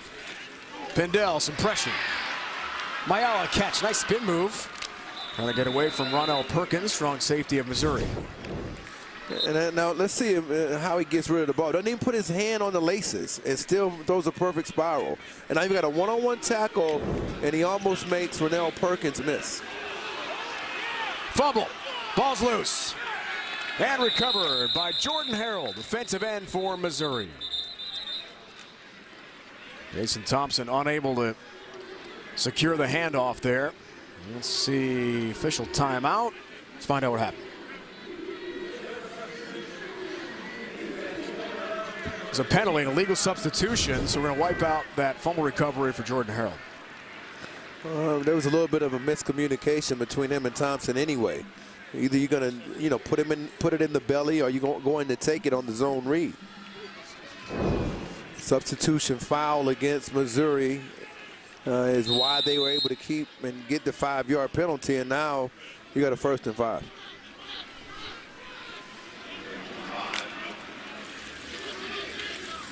Pendel on first down. Has time. That's incomplete. Wavon Skanes and Hergy Mayala both in the vicinity for the Huskies. You want to start trying to count, Dave? I can give you some numbers. There's a lot of. It's more than 11, isn't it? How high can you go? Well, I mean, I know sometimes you probably question my counting ability. Never. Never. Missouri shows some pressure. Mensa the carry, and he's wrestled down at about the 38-yard line. Eric Beisel, senior from Fenton, Missouri, on the stop. Well, you just wonder, though, when we were talking earlier about the Big 12, if you have everybody have one loss, right, and then let's say, for instance, you have 2 one-loss teams playing a championship game, and maybe the one-loss team that's the lowest ranked one-loss team ends up winning. Do they get into the playoff? That's a great question. First playoff poll comes out Tuesday night. It'll be very interesting. Route jump interception. T.J. Warren back from academic suspension. Man, that was nice. And that was sweet. You talk about jumping around, Corey. Yeah, there it is. Hey, with Conyers, Georgia, he's taking it all the way back.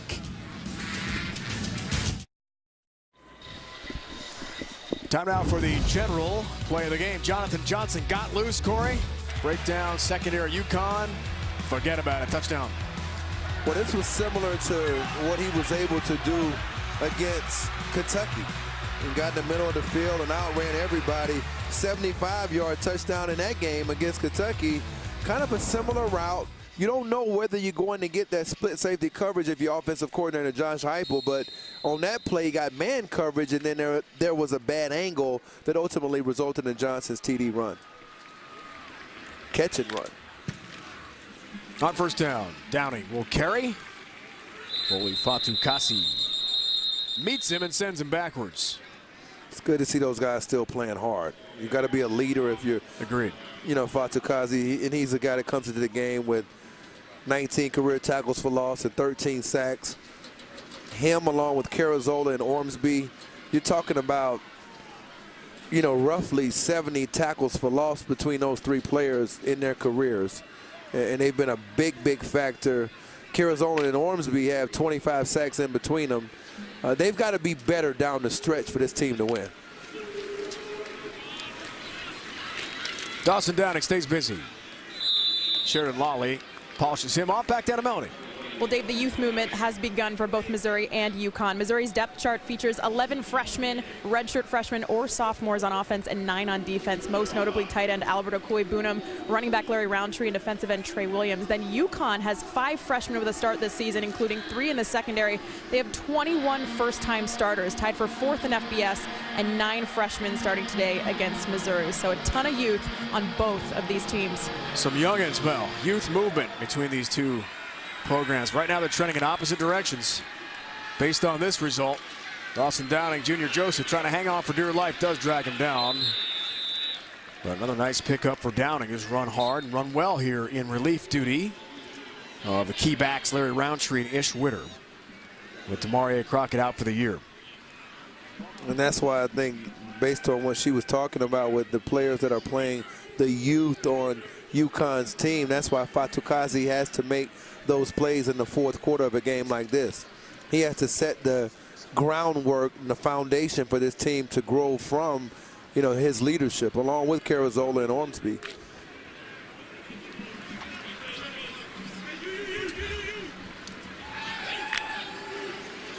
First down. Wilson falls down. What's left for Missouri? Talking about Florida. Just got crushed on CBS today by Georgia. As the Dogs remain undefeated in the SEC East. Tennessee, Vandy, and Arkansas. Now, Tennessee and Vandy have not won a league game. Arkansas, we talked about that crazy game with Ole Miss today. Winnable games? What do you think for Coach Odom and the Tigers? You got to out-offense these teams. These teams are all offensively challenged, whether it's Felipe Franks, you know, Guarantino. I mean, it doesn't matter. I mean, you had a good start to the year for Kyle Shermer. Brandon Allen's not even starting full-time in Arkansas anymore. So you've got to win with Drew Lock. If Drew Lock, oh, boy. We got some Downing's on the move here. Nice run. No, but my point, Dave, is that Drew Lock has to beat all 4 of those teams if he's going to be thought about in the next level in terms of taking his game to the next level. He's got to beat all 4 of those teams. And we talked about the win-loss record for Lock. Of course, as started tonight, he'll get the victory. It'll be his 8th. You just can't lose those games. That's right. I mean, the bottom line is those quarterbacks you're playing against, I don't care how many points they put up, you've got to put up more points than them, and that's the challenge for Drew Lock in these last 4 games. Downing. Lawley makes the play. And again on defense for UConn. It's been a while, the 2014 season, for Missouri to play in a bowl game. Beat Minnesota that year in the Citrus Bowl. 5-7, 2015. Last year, 4 wins. Barry Odom's first season at the helm in Columbia. His alma mater, star linebacker as a player for the Tigers. 15 years been involved in the program as a player, administrator, assistant coach, and now head coach. Well, Barry Odom, there's a reason why he got the job. They were 6th in the nation in total defense in 2015. Had 106 tackles for losses. That was 6th. Keeper, Wilson, end zone, touchdown, Missouri. 22 yards. And the first career rushing touchdown from Micah Wilson, the freshman from Tulsa. Excellent job reading Fort. He comes down and crashes, you take it. And you were talking about maybe Drew Lock doing some of this. Wilson shows has no problem doing it, and that bodes well for the future of this quarterback position at Missouri. Very, very good athlete, Wilson. And I like them throwing the ball before the game. The ball comes out of his hand pretty well, too. It looked great, didn't it? Yeah, and I saw you down there, Scott. Yeah, absolutely. I was watching. PAT for McCann. Nice moment from Micah Wilson. First career touchdown run.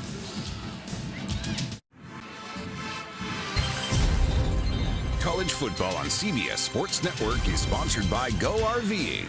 Find your way. Go RVing.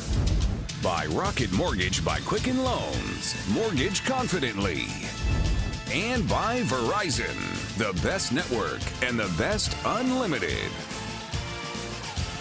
For those of you tuning in for the Boise State-Utah State game, you'll be able to find that online at cbssports.com/live. As soon as it kicks off, and of course, we'll get you out immediately to that game after the conclusion of our game here. Logan, Utah. Aggies head-to-head with the Broncos. Big game in the Mountain West. And a big moment for Wilson with a touchdown run.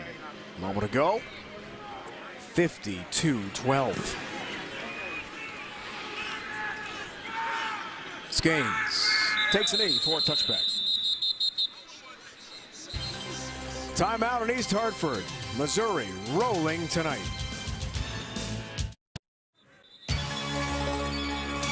Brent Stover in New York coming up in moments. Boise State, Utah State. It's now streaming at cbssports.com/live. We'll get you out there to Logan as soon as you guys are done. Dave, Corey, and Melanie. All right, Brent, thanks so much. Looking forward to that game in the Mountain West as Boise State tries to stay hot against the Aggies. A good matchup.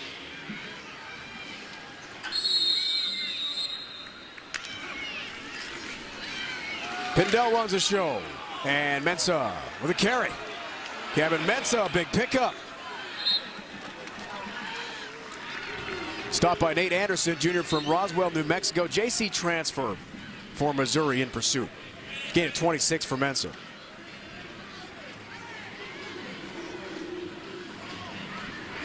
His long run of the night.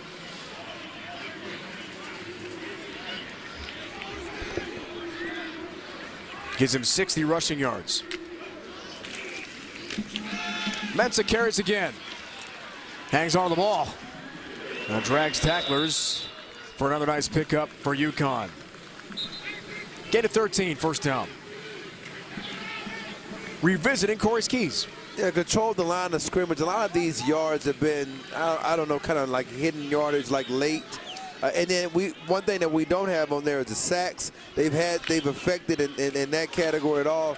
The 3 and outs, they weren't able to get them as Anderson. Boy, that was a pretty good hit too. But Anderson kind of represents a little bit about what this Missouri front has done to this UConn offense all night.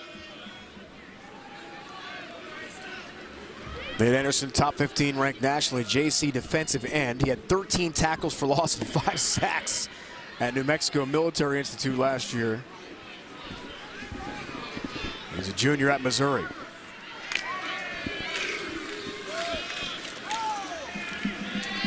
Carry there for Jason Thompson, junior from Shelton, Connecticut.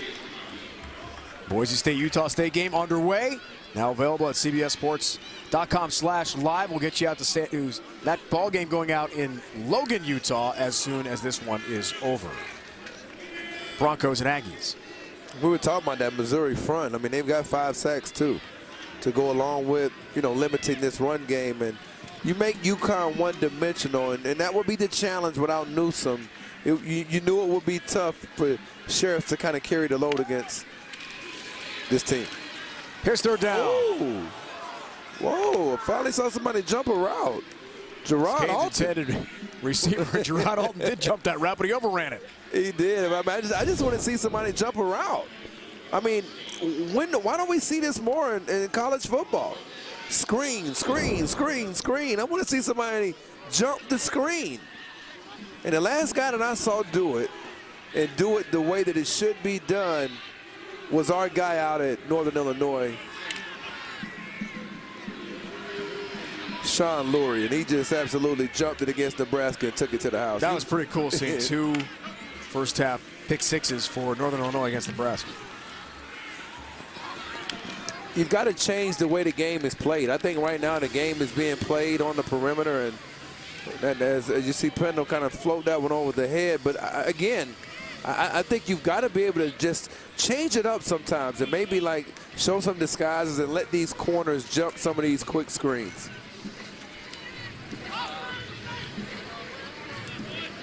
So UConn will see the 2-game win streak come to a crashing halt here.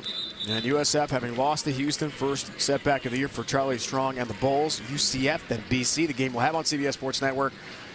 Special presentation from Fenway Park in Boston. And struggling Cincinnati under first-year head coach Luke Fickell to wrap up the regular season. That Boston College team is, we talked about it earlier, but they're becoming a complete team. They're going to upset somebody else in the ACC. Dawson Downing gets another carry. By far his most work in his career. Stopped by Sterling. Boston College has beaten Louisville. They've beaten Florida State. I mean, they've knocked some big victories down the stretch. Began the year on CBS Sports Network in DeKalb, beating that Northern Illinois team you talked about. And that was a good game. It was a 23-20, right? Yep.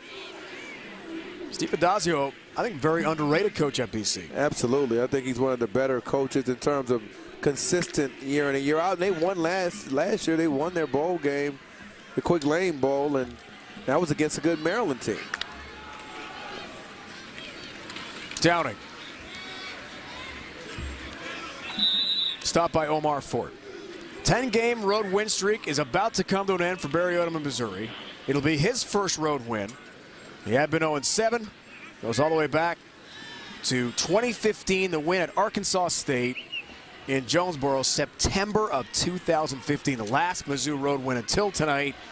This is going to be a happy trip back to Columbia for the Tigers. Now, how many more of those games that we put up the schedule earlier, how many of those games are on the road? I think that's important as well, just because. 2 at Vandy, at Arkansas, home to Florida and home to Tennessee. And I think those 2 games are, the Arkansas game will be a little bit tougher atmosphere, but, and they're scoring some points now. Downing continues to run hard.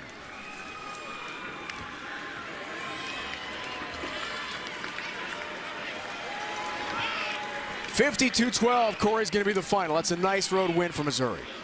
It is, and that's a big-time win for the continued improvement of Drew Lock. And we'll see what he does as he hits this SEC stretch with Barry Odom. Missouri wins its 2nd straight. For Corey Chavis, Melanie Collins, the entire CBS Sports Network crew, it's Dave Ryan saying so long. It's been a presentation of CBS Sports Network, the 24-hour home of CBS Sports. Now to Logan, Utah with Carter Blackburn, Aaron Taylor, Jenny Dell. On the call, Boise State taking on Utah State in the Mountain West. Guys.